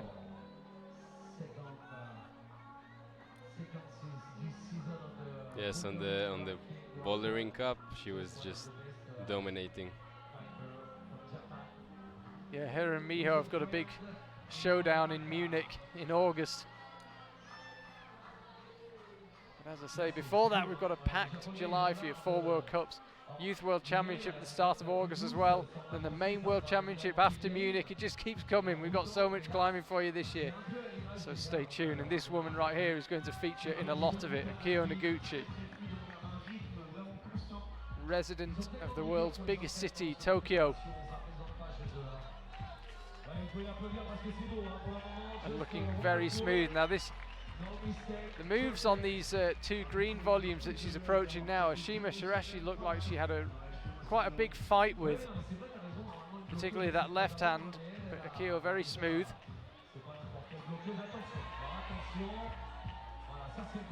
And that left, the way she was just able to lever onto that left foot just shows her mobility. It's not just flexibility, it's not just getting the foot up there, it's being able to use it when it does get there. And it's a very smooth performance from Akio Noguchi so far. Now, there's no texture on top of those pockets. I thought she was potentially trying to use the pocket, or the top of the pocket, but no. Now, will she take a rest here? Yes. It's a short one though. Gets moving again. It's really hard to find the rest sometimes because it just doesn't feel good, but you can still get some rest. It's usually in really awkward positions.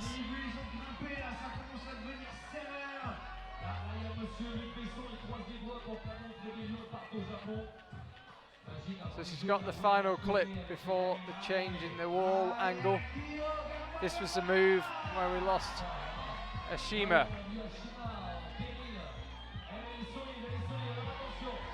Really powerful section. Yeah, Akio having to fight hard here. So if she can land the left hand and then get the green volume above the next quick draw, she'll take the lead, the clean lead this evening. If she can match Manon Ili, which she can't. I was about to say she would have taken the lead through count back, but you called it. She just looked slightly fatigued the last few moves, and understandably. It looks like a really awkward position with the feet. It looks like no foothold is comfortable. You just need to go and hold it. There she is. She always looks pretty unflustered, Akio.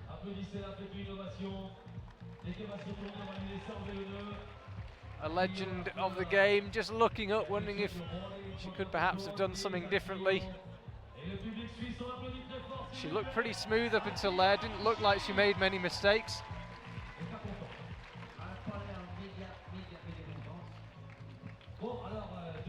And there you can see it, Manon Ili still leading the way. Akio Noguchi and Ashima Shirashi, second and third. Meiko Taki, Miho Nanaka, Jane Kim, Jessie Pilt and Yanya Garnbrett still to come.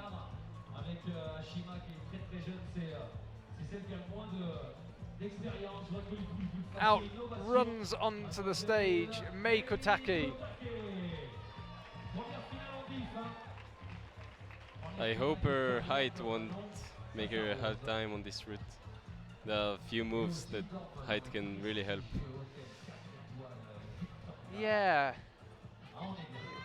Ashima is quite small as well though, but yeah, we'll see. I think you could be right.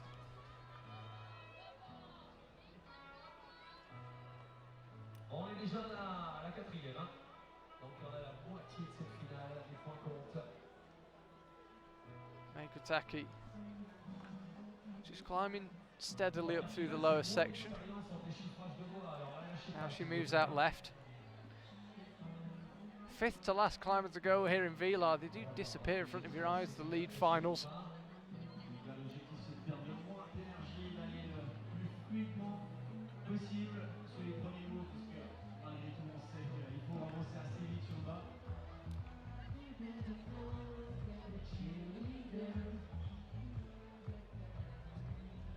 Just moving up through the grey volumes and the green screw-ons. And she's used up 55 seconds of her time. You can tell just how dark it's getting here in Villars. It's coming very quickly, getting a lot colder as well. A few hardy stoles still in t-shirts, but generally down jackets being donned around the venue. And this move here out to the right, the one that the route setters pinpointed as one that required commitment, and definitely a bit harder for the short. Nice. Nicely done from Meikutaki, just had to go for it.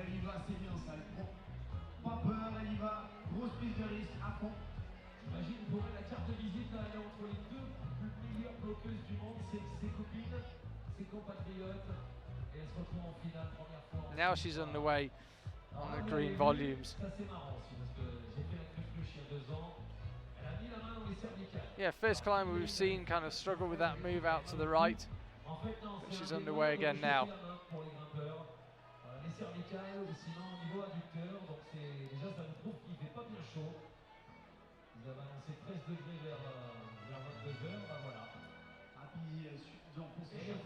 Just grabbing her neck for the second time. It looks like she's trying to warm up her fingers. It's really cold, and like when I went on my first qualification route, midway my fingers just froze. I couldn't feel anything. So I hope that's not what's happening to her right now.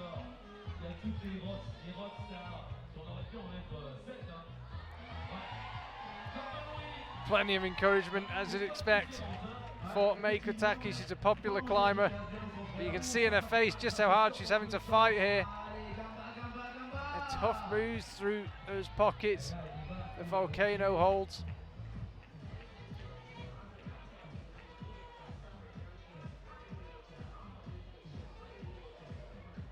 She looks a bit pumped, maybe searching for the rest. Yeah, she chose not to rest for long. She's really having to work for this, Meikutaki. Crosses through. There you can see it's almost completely dark, the mountains silhouetted behind the wall. Meikutaki in the middle of it. So this was the move where we lost Ashima. And it's where we also lose Meikutaki. She just couldn't reach the hold as Ashima. Yeah, interesting one. Both small climbers and both struggled on the same move.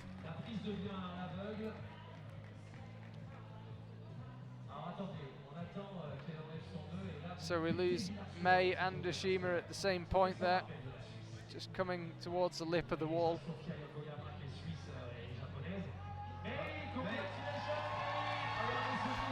She's always smiling. Yeah, enjoying the crowd. Well, we've got a decent sized crowd here now. Venue pretty full here in Villars, and there you can see it. Manoili still leading the way. She's about 5 meters away from us. I bet she can scarcely believe this. Another couple of climbers don't do so well. She's got a medal. This was how it ended for Meikutaki. She'd been looking tired for a couple of moves. She actually got to the crimp, but her feet were completely off by then. She went slightly past it, couldn't drop down onto it. So third Japanese climber in a row, and it's Miho Nonaka.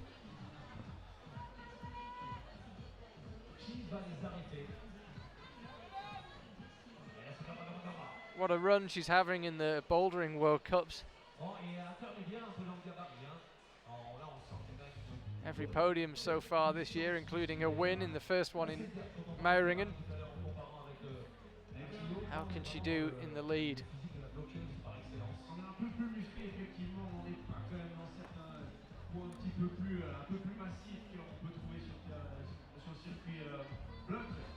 We had a question on Twitter not so long ago, by the way, about the tape on her arms. It's not tattoos. It is tape. Tattoos quite frowned upon in Japanese society, certainly on regularly visible parts of the body. So it's not tattoos in answer to the question. I don't remember who it was that asked it, but maybe she just got pumped for the first time, so she thought she was injured or something. Well, it's one of the real plus points of the Olympics coming up is that we're seeing climbers doing different disciplines and giving everything a go. I mean, we saw Miho on the speed wall, we saw Stashigeo, Petra Klingler on the speed wall. It's been great. It's just interesting to see. Yeah, I thought it's not such a good decision to put all the disciplines together because they require different abilities, but when people just tried all of them, it seems so natural. Like every discipline has abilities that can help you in the other discipline, so it really completes each other. Yeah, I agree. I think some of the initial negativity about the three disciplines is disappearing a bit. Yeah, And it's great to see people like Miho Nanaka over here in Switzerland on a lead wall and a speed wall.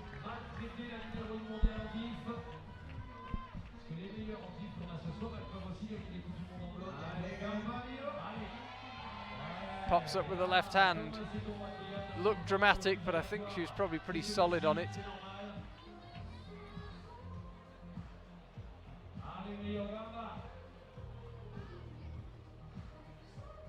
Onto the volcanoes, seemingly untroubled.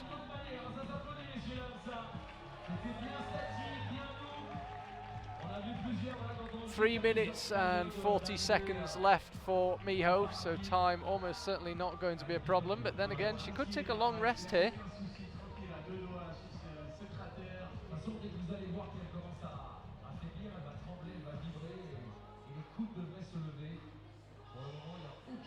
She is taking quite a long rest.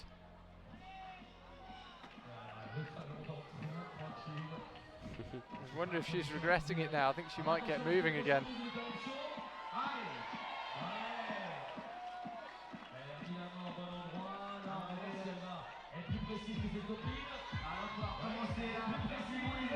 Kyo Noguchi about 5 meters away from us, watching her friend and compatriot Miho. And this is where the pump really starts to kick in. It really is very steep, this section of the wall. Perhaps doesn't come across. really powerful section. Yes, on this from this camera angle you maybe can't tell, but it is really, really steep here.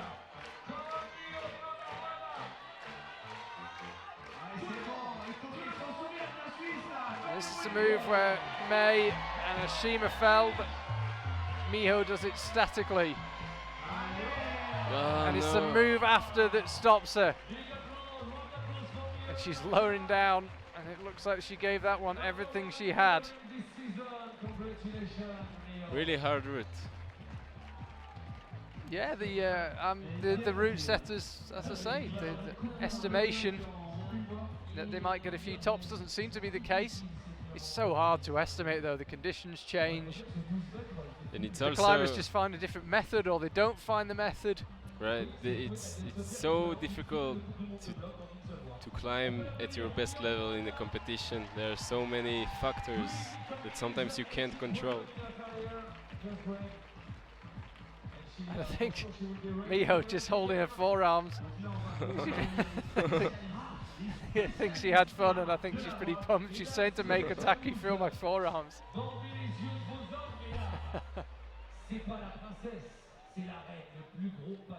Okay, a legend coming out now.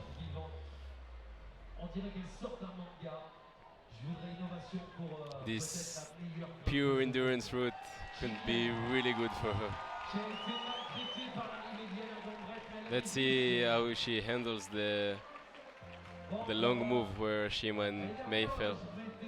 Yeah, I was just thinking about that move, but it often happens that Jane just finds a way to do it statically. She's also definitely got better at jumping in the past few seasons. Yeah, that's true. But no, I agree. My first thought was, how will she get on with that move?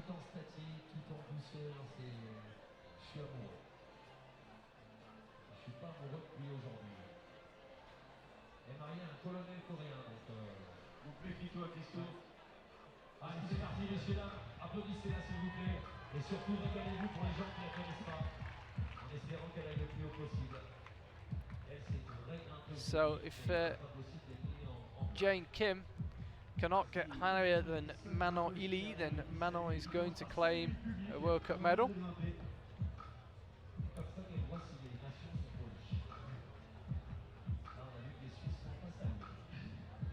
The DJ always puts on this very chilled music when Jane's climbing. It just adds to the whole ambience.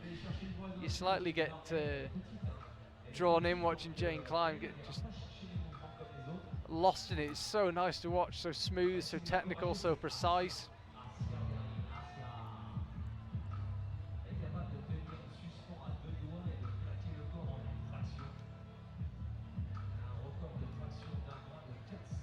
Jane Kim, she'll be back at the World Championships in September. She won it in 2014. Can she reclaim her crown from Janja Garnbret in Innsbruck? First things first, the small matter of 4 lead World Cups across the Alps.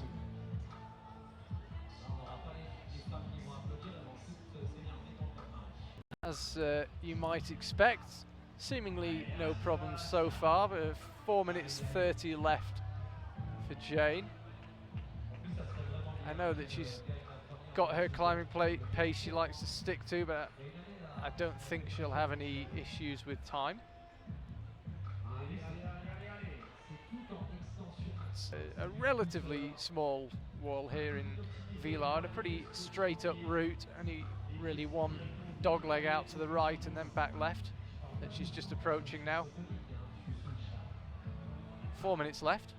Always looking so calm and solid.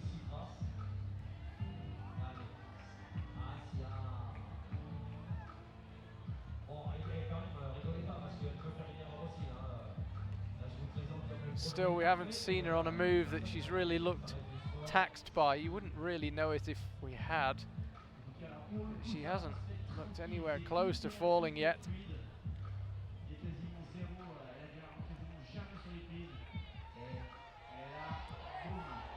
No problem with the left hand, had to commit and did.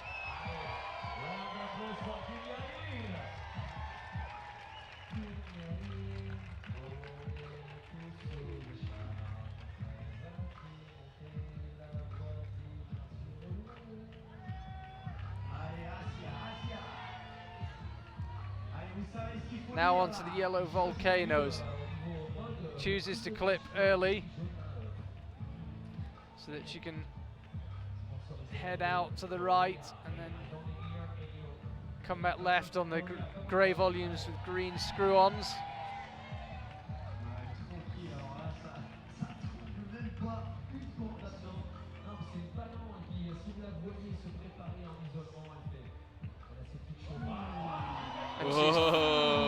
Yeah, she's found the figure of 4. That was one of the one of the possible methods that the route setter suggested, and Jane Kim finds it. Okay, we'll find a replay of that. That was brilliant from Jane Kim.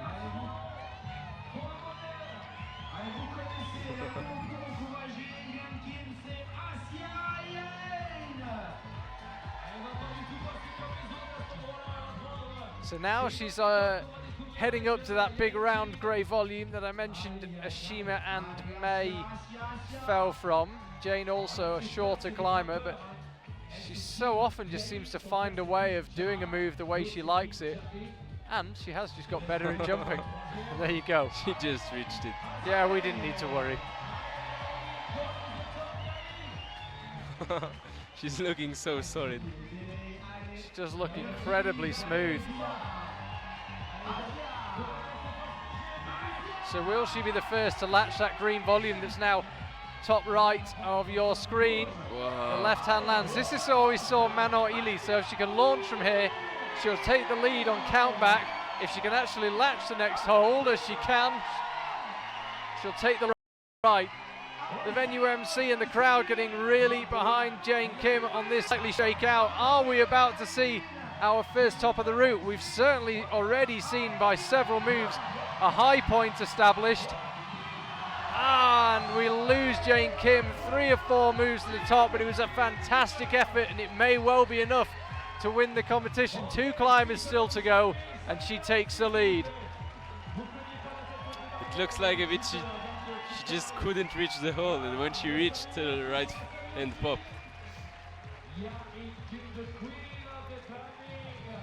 I have to say that until she reached Manon Ili's This was a bit lower down. That's the figure of 4. Brilliant stuff. Regardez, comme les autres, hein. Et you overhead, il y a le new leader, elle vous salue, j'adore. Allez, on applaudit bien fort, Liam Kim, la légende. Regarde l'écran, regarde. She's just waiting for the scores to update. Ça, c'est cadeau, c'est pour nous. And she's in first place. Worth waiting for the score to update. She gives Miho Nanaka a hug as she disappears off the stage.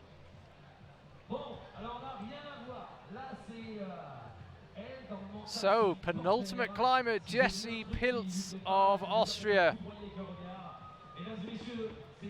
Spotlight hasn't found her just yet, so she's in the dark. There she goes. She was just looking around to see where the light was. just rehearsing those last moves.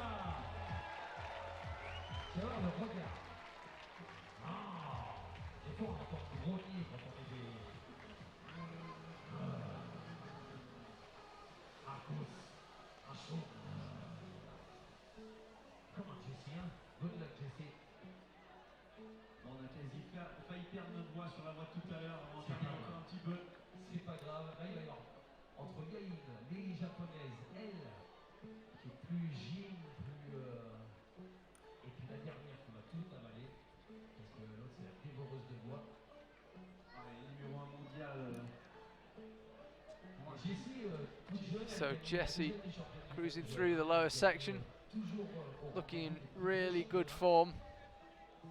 Campbell Harrison was with me in the semi-final. He was saying he's seen her a bit down the gym in Innsbruck, and she's looking in really good form, looking strong. It's really nice to see her progressing every year.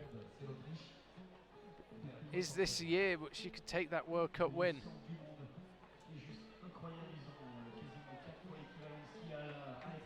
It's so tightly packed at the top of women's league climbing. We've got Jane Kim, Janja Garnbret. We normally have Annette Verhoeven at this stage.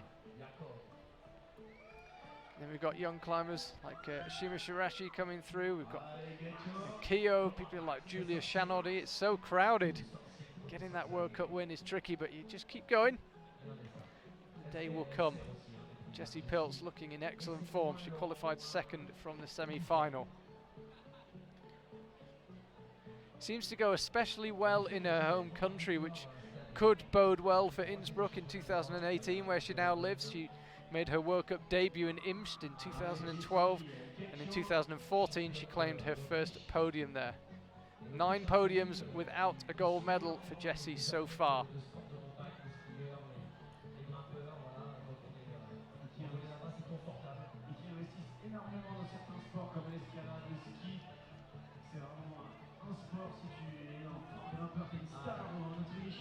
And I have to say, she's looking very unruffled here on this final route in Villars.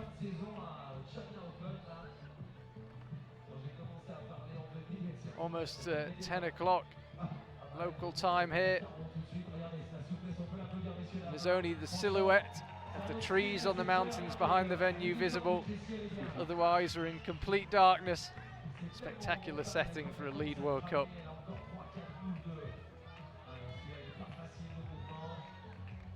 Looks really solid. Yeah, she looks very solid.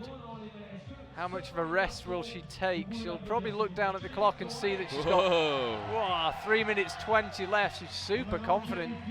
Pops up, not a care in the world.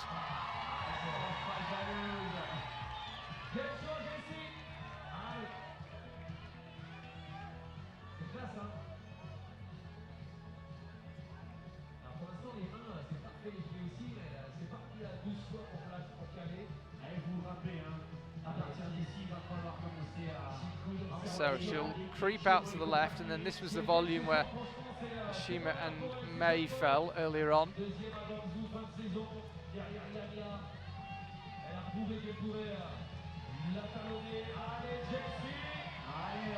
Small jump here, you can see it's a pretty good shot of the hold she's on. There's a little jump to be had here. She's just pausing before she goes for it, just getting a tiny bit back into her arms. No trouble at all with the move.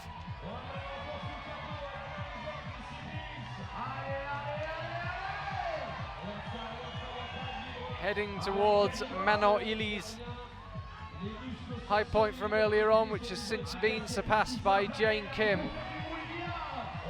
Wow. Amazing flexibility from Jessie. Needs to find a way to get this clip done. No problem at all. That'll be the podium for Jessie. What colour will the medal be? She's really having to fight now. This is taking a lot of energy when you drop between holds like that. Up with the right, down again with the right. Chooses not to use it after all. And now she's heading out left. She needs to change her right hand. Yeah, she's not going to be able to move from there. She'll just slip off, but nicely done from Jessie. Swaps the hand. Getting loads of encouragement from Team Austria and the rest of the crowd. As you would imagine, Jessie Pilz going really well and nearing the top of the route.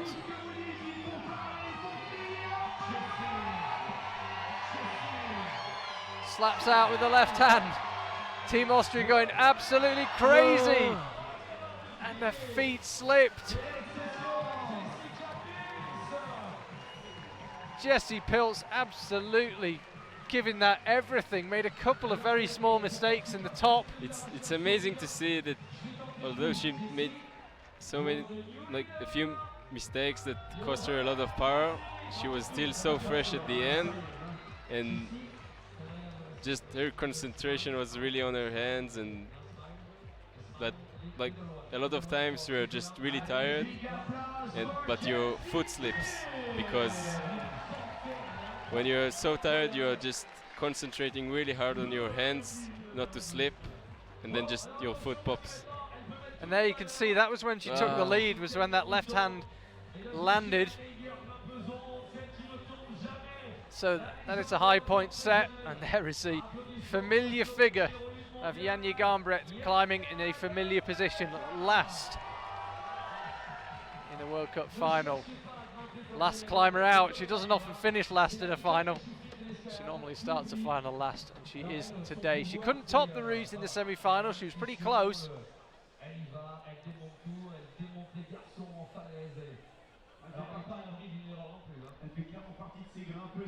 She continues her incredible record of never having missed a lead final, IFSC World Cups or World Championships.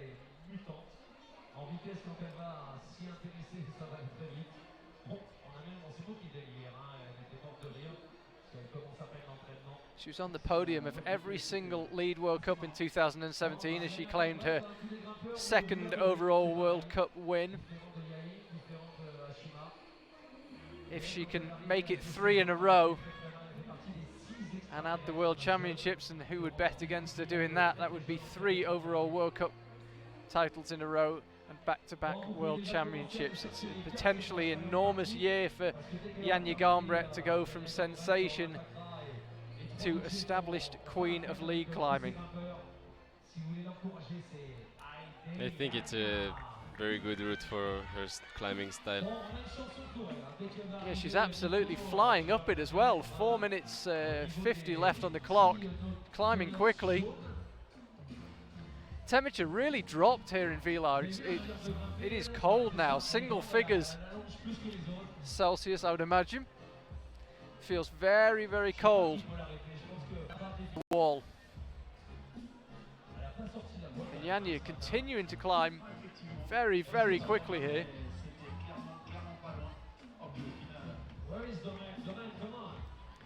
Well, we know time's not going to be an issue. She's racing along.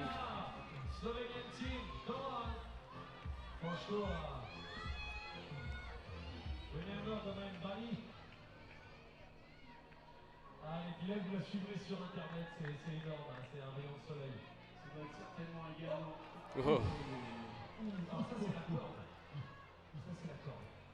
Bit of a heart in the mouth moment on the yellow volumes there.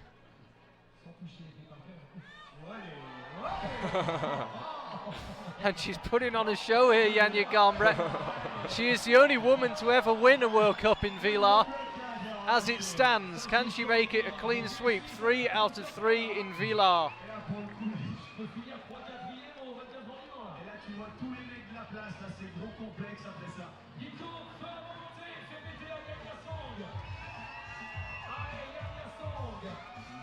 Crowd getting into this, they're watching an absolute legend of the sport already.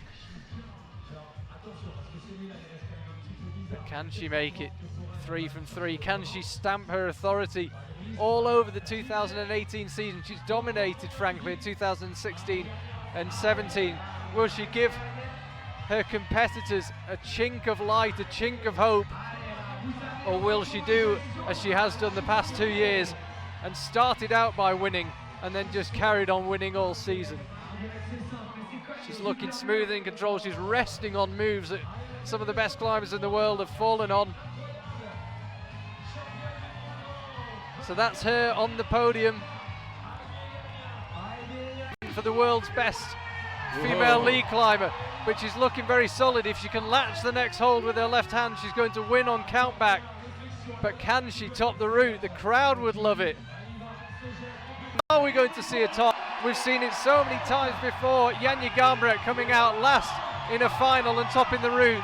Can she do it here in Villars? The crowd would love to see it. We didn't see a top of the men's route, and we won't quite see one on the women's route, but we will see Janja Garnbret start the season by winning here in Switzerland, as she has for the last 3 seasons. She is the queen of Villars.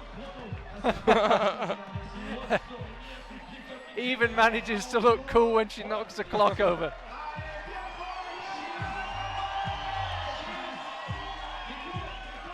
Janja Garnbret. Her competitors will have come to Villars hoping they'd see a sign of weakness, something to suggest she wasn't going to dominate the season again. They have not seen it. There's an awful long way to go. But what start to the season.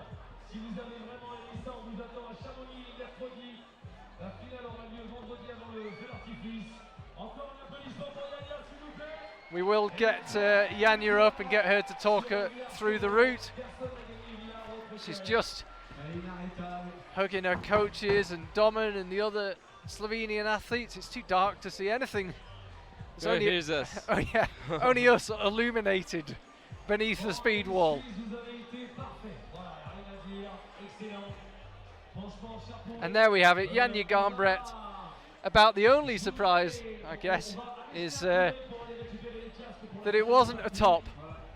Also, beautiful results, almost no ties. Everybody falling in a different place. Yeah, really nice work from the route setters. They didn't get the tops they were expecting, but nice separation, exciting routes, good start to the lead season. Some really interesting moves on there as well. It's a triple J podium. How do you mean? Like, all of the climbers' names start with J. With the letter J. Oh yeah. Good trivia. That'll be a pub quiz question one day. And we will we'll try and get Janja up here.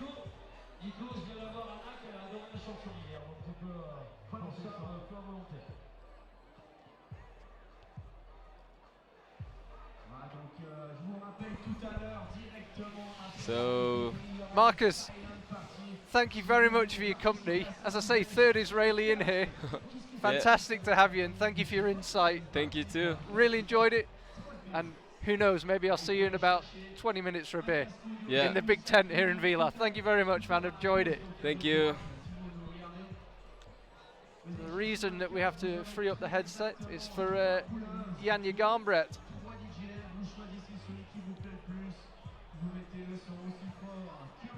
We have got one of our officials trying to bring her up onto the stage.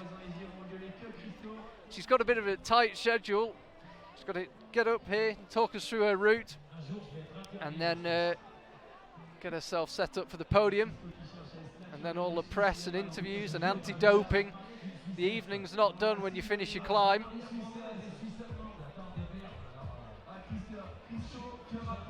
And very sensibly, he's putting a jacket on.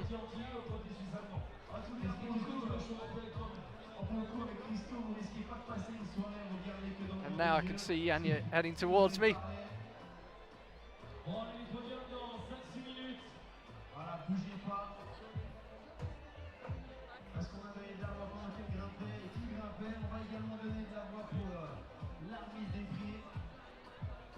And we'll talk through her route.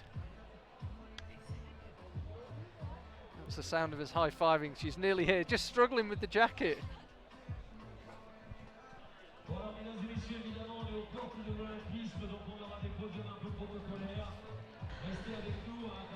Janja, welcome. Thank you. You are the queen of Villars. You win here every time. Yeah, this is my third year here, and I won, and it feels amazing. I wasn't sure what to expect before this competition because I had the last exams of high school, so I wasn't like really focused just on climbing. But yeah, it turned out pretty well. Slightly different mindset this time, or Yeah, you feel a bit less pressure? actually more pressure because I was training a little bit more lead this year, and I was like hoping like every time for a good performance, and I was under pressure, of course. Well, I believe we can have a look at your climb if you could talk us through it. It was unusual to share the start with the men. Oh, really?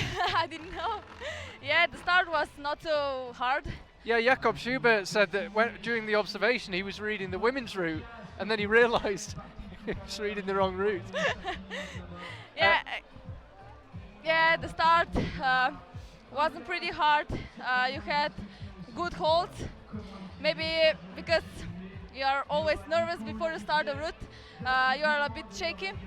But and yeah, it's a bit cold, of course. So it was a bit harder, but not so hard. What were conditions like on the wall? Because it's really cold now. Yeah, I had cold fingers before I started climbing. Yeah, and actually I didn't quite warm up before the last few moves of the route. It was hard. When did you come from the isolation area? How long before? Yeah, all the 8 girls Okay. went from the ISO So you didn't go at back the same to time. you didn't go back to ISO after observation. No. You stayed here. Yes, we stayed here. It was not so cold before we started, but yeah, of course it got cold.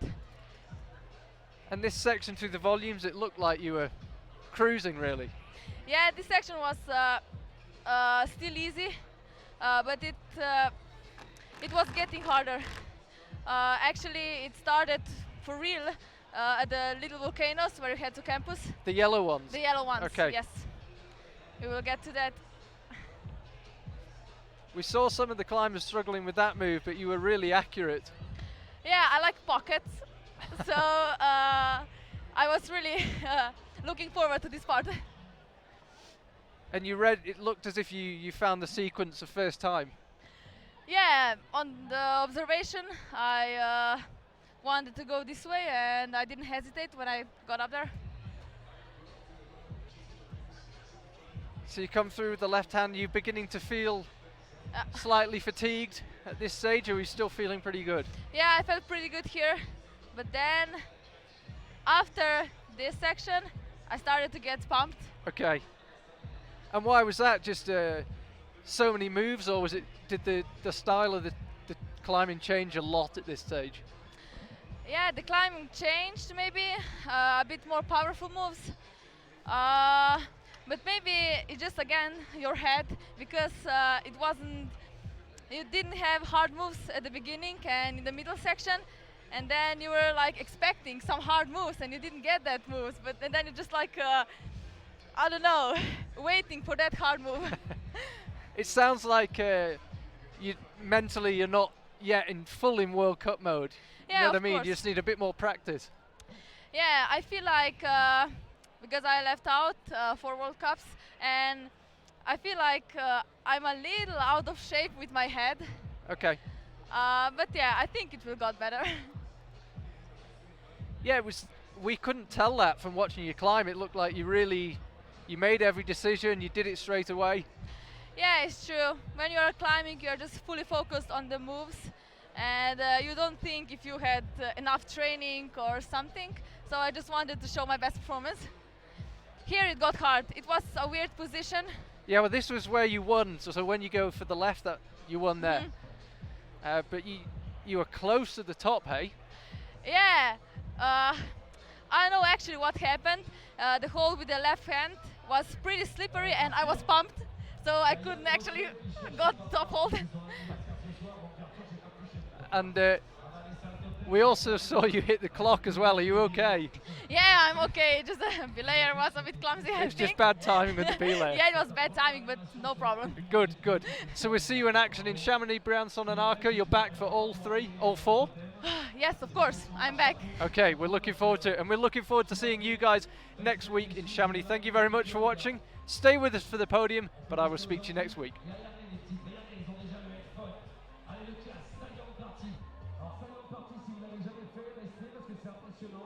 Il va y avoir des milliers de gens avec des casques, 3 musiques différentes. Il y en a qui vont danser du zouk pendant d'autres vont danser sur la techno. Les gens vont essayer de chanter, ils vont chanter faux. Si vous n'avez pas de casque, vous asseyez, vous regardez, c'est mort de rire. L'année dernière, j'ai failli mourir à la regarder faire. Et à la fin, le DJ français va dire mettez tout le monde sur le bleu. Et là, ça va hurler à 3h du matin dans Villars-sur-Olon. Ça va être incroyable. Vivement la séance partie, tout le monde va chercher un casque. On fait le podium et ensuite on fait la fête en bois des guerres. J'espère que pour les Suisses, on n'a pas été pire. En tout cas, demain matin, on sera debout très tôt, nous, tous les deux, pour recevoir ces petits Suisses qui vont venir pour le championnat national, c'est ça, hein? Effectivement, demain, championnat national de bois pour les catégories bleues. Laisse-moi regarder tout ça. Demain, c'est les poursuites des moins de 16 ans de difficulté. Ça commence à 8h15 pour la première qualification. Et jusqu'à 8h15. Ouais, 8h15. 8h15, il n'y aura que Arthur. Ah, c'est ça. Il y aura peut-être que les athlètes, va savoir. Je crois que c'est les athlètes. De toute façon, les Suisses allemands, à chaque fois qu'on dit trop de bêtises, ils nous disent t'arrêtes de dire des bêtises. Arrête, c'est pas drôle maintenant. Sérieux, hein? C'est pas drôle. T'as pour animer les conflits, c'est pas drôle. Non, t'es trop drôle. Bon, Luxor était là aussi, hein. Luxor avec les prises connectées, avec le docteur, avec l'ingénieur, avec toute la technologie. Et non, il était là il y a 2 secondes, ils ont perdu le petit Thomas Durif.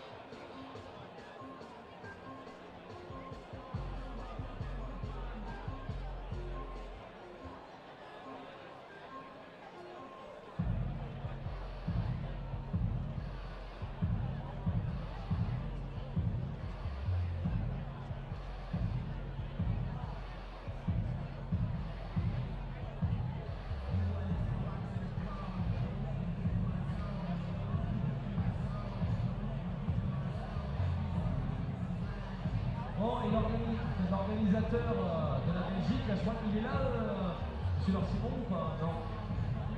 J'aimerais bien avec les jeunes belges, avec les champions belges.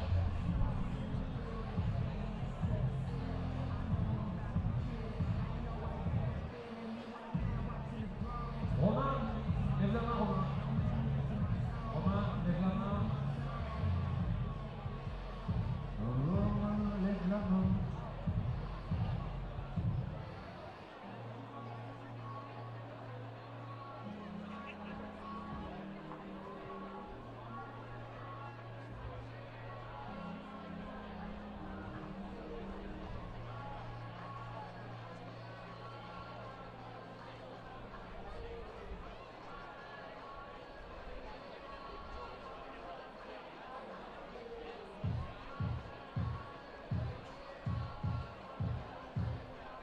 J'adore, il y a Juliette de Luxor, elle dit ah, je trouve bogus la coach. Nous on dit tout, je te jure, on est des boucans. Là, nous, il faut pas dire les trucs à côté de toi. En gros, si tu veux qu'on dise des trucs, tu fais comme si on voulait pas les dire. Juste à côté de nous et là c'est bon. Blah.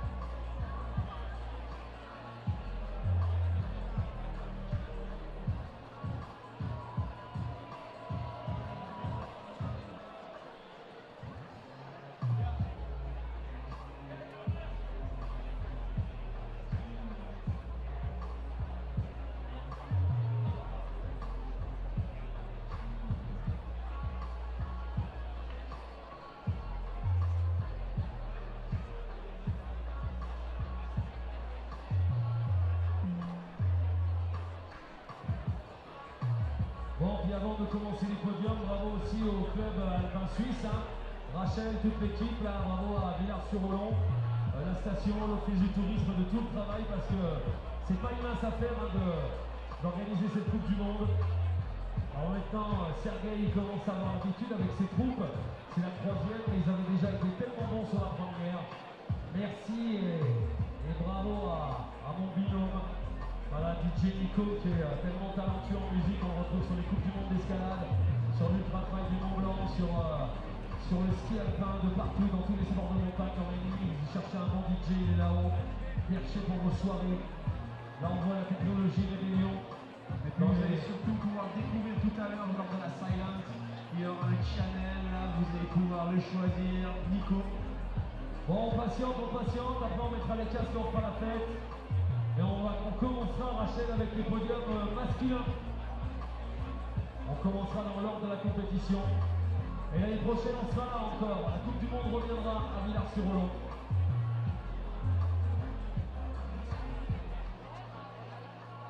Le président de la Fédération internationale est présent avec nous, Marcos Colaris.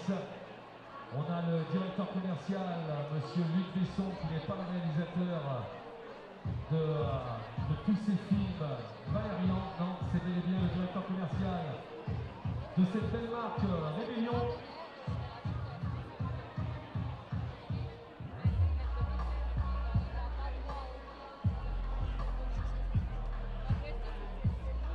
Un remerciement aussi à la société de son, parce que la qualité, travailler avec une qualité de son comme celle-ci, c'est rare.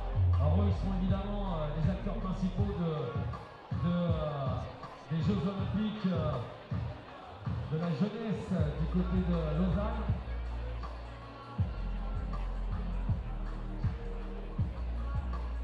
MSP, la sonorisation, vous avez besoin de faire la fête, c'est avec MSP que Didier Cuche a fait sa fin de carrière. Dès que Roger Federer fait une soirée, il prend MSP. Pareil pour Christophe Olivet, pour Jacques Villeneuve, MSP Forever. Merci hein, parce que grâce à vous, on a empêché de dormir tous les Suisses.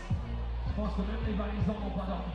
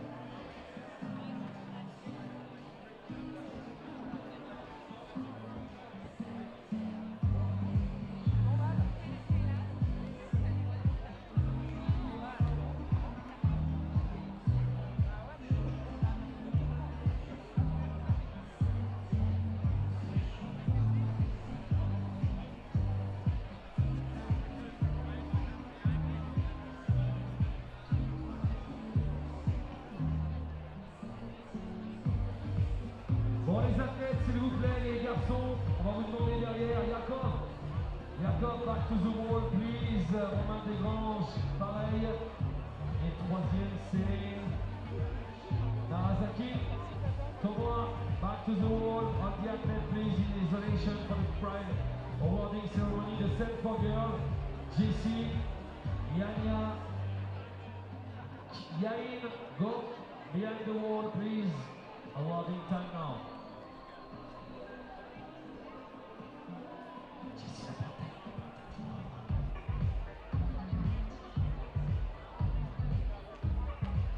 Bon, alors on va envoyer les podiums dans un instant. On aura l'hymne national du pays, vainqueur évidemment. Ensuite, commence par les hommes, on envoie les filles. Après, on fait la fête, on boit des bières. On va enfin pouvoir profiter tranquillement, sans pression, d'une belle soirée sans pluie ici à Villars-sur-Olon. Ceux qui ne seront pas présents demain, on vous souhaitera une bonne fin de soirée et surtout de bonnes vacances. Bon courage aux Belges pour vous remettre de ce qui va vous arriver mardi. Et ça, on en parlera, je sais pas qui. Qui c'est qui a fait où? Ils sont où les Belges? Les grimpeurs ou pas? Grimpeurs ou pas? On se revoit à la Champagny.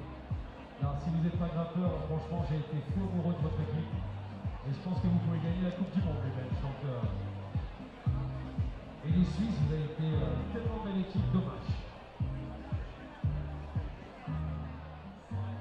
Encore une fois, on a vu les Japonais faire. Bon, messieurs, dames, applaudissements pour la remise des prix, s'il vous plaît. Le public de Villars-sur-Olon.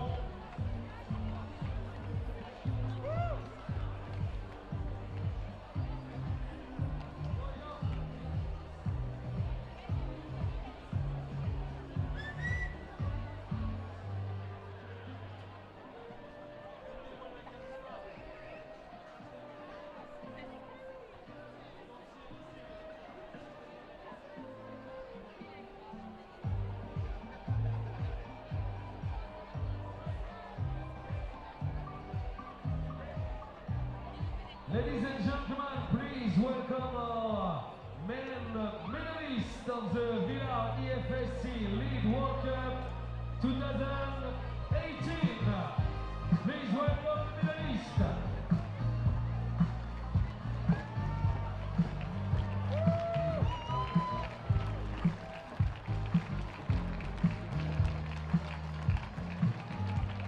The medals will be presented by Mr. Marcos Colaris, President of IFSC. The trophy will be presented by Philippe Pastor, municipal de la commune d'Olon.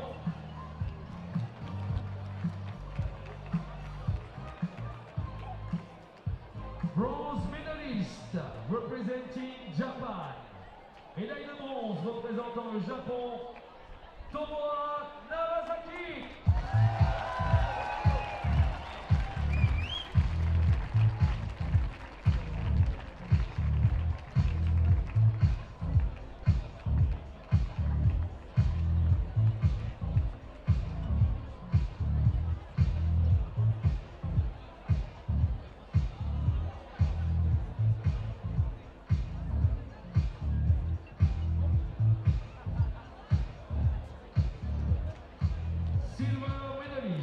Representing France. Médaille d'argent représentant la France, Romain Desgranges.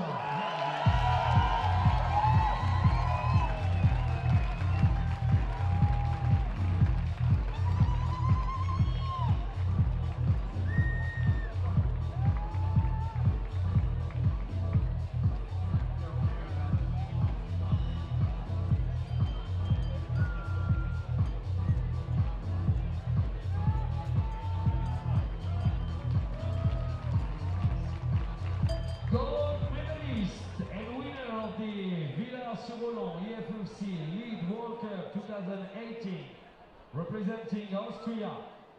Médaille d'or et vainqueur de la Coupe du Monde de difficulté des Villars-sur-Olon 2018, représentant l'Autriche, Jacob Schubert.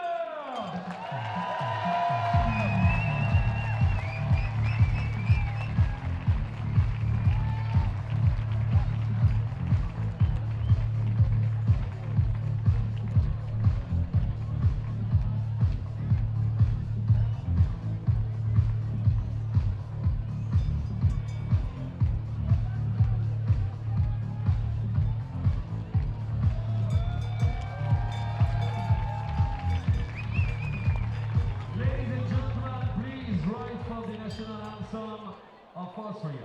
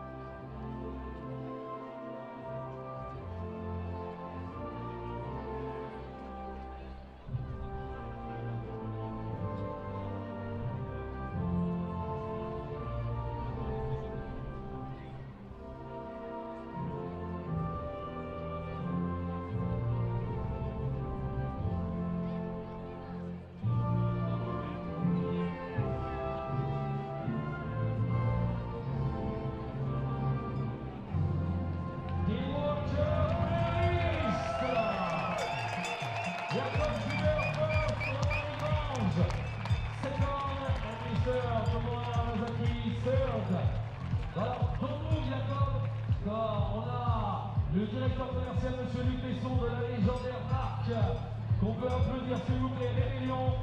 Jacob, you win a watch, wonderful watch. Merci à monsieur, on peut applaudir monsieur Besson s'il vous plaît, parce qu'offrir des montres de cette valeur à nos grimpeurs, c'est juste du bonheur pour nous. Il est ravi, Jacob Schubert. Ils sont dans l'univers de la voiture de course, dans l'univers de la haute technologie, ils font des voitures et des moteurs uniques. Vous pouvez designer vous-même vos montres, 2, 3e, 4e des 24 heures du Mans. Merci à Rébellion. Encore une fois, applaudissements pour les médaillés de la Coupe du Monde de difficulté de Villars-sur-Lyon. Good job, guys!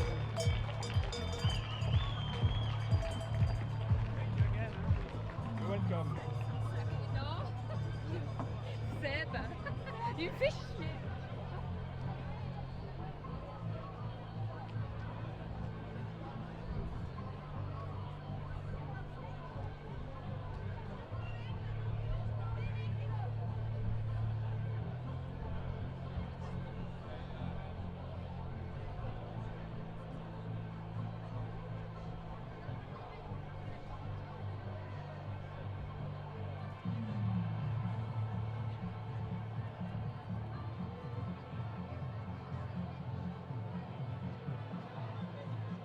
Bon, mesdames et messieurs, dans un instant, on fait la même chose avec les filles. Ensuite, c'est parti pour la fête.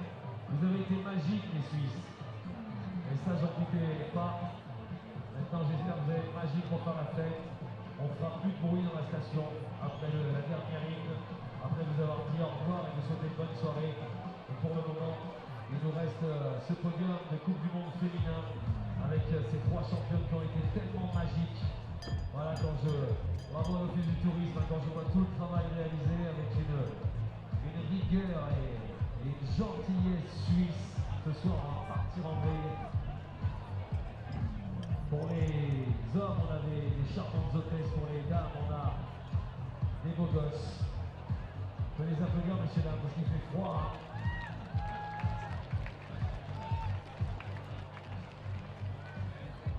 Ladies and gentlemen, please welcome a woman medalist of the Villars IFSC Lead World Cup 2018.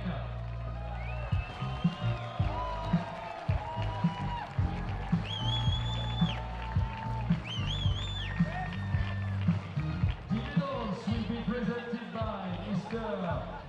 Kominata Toru, Vice President of the IFSC.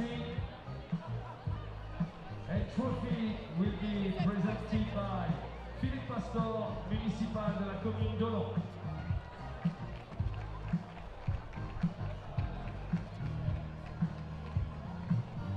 Bronze medalist representing Korea. Mesdames et messieurs, médaille de bronze représentant la Corée, Kim Yain.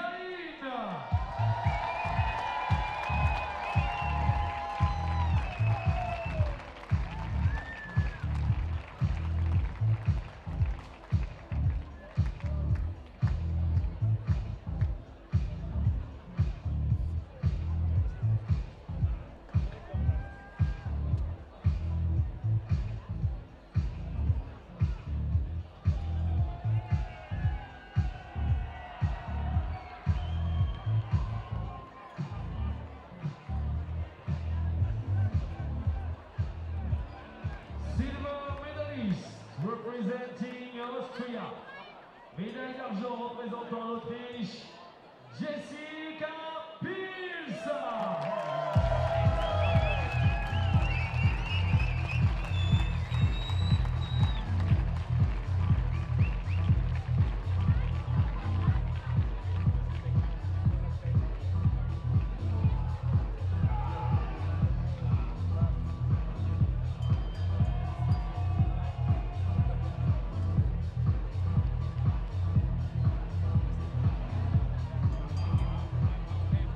Gold medalist and winner of the Villars IFSC Lead World Cup 2018 representing Slovenia. Médaille d'or et vainqueur de la Coupe du Monde Villars-sur-Hollande de difficulté 2018 représentant la Slovénie, Yaya Gambreta. Et pour la troisième fois d'affilée,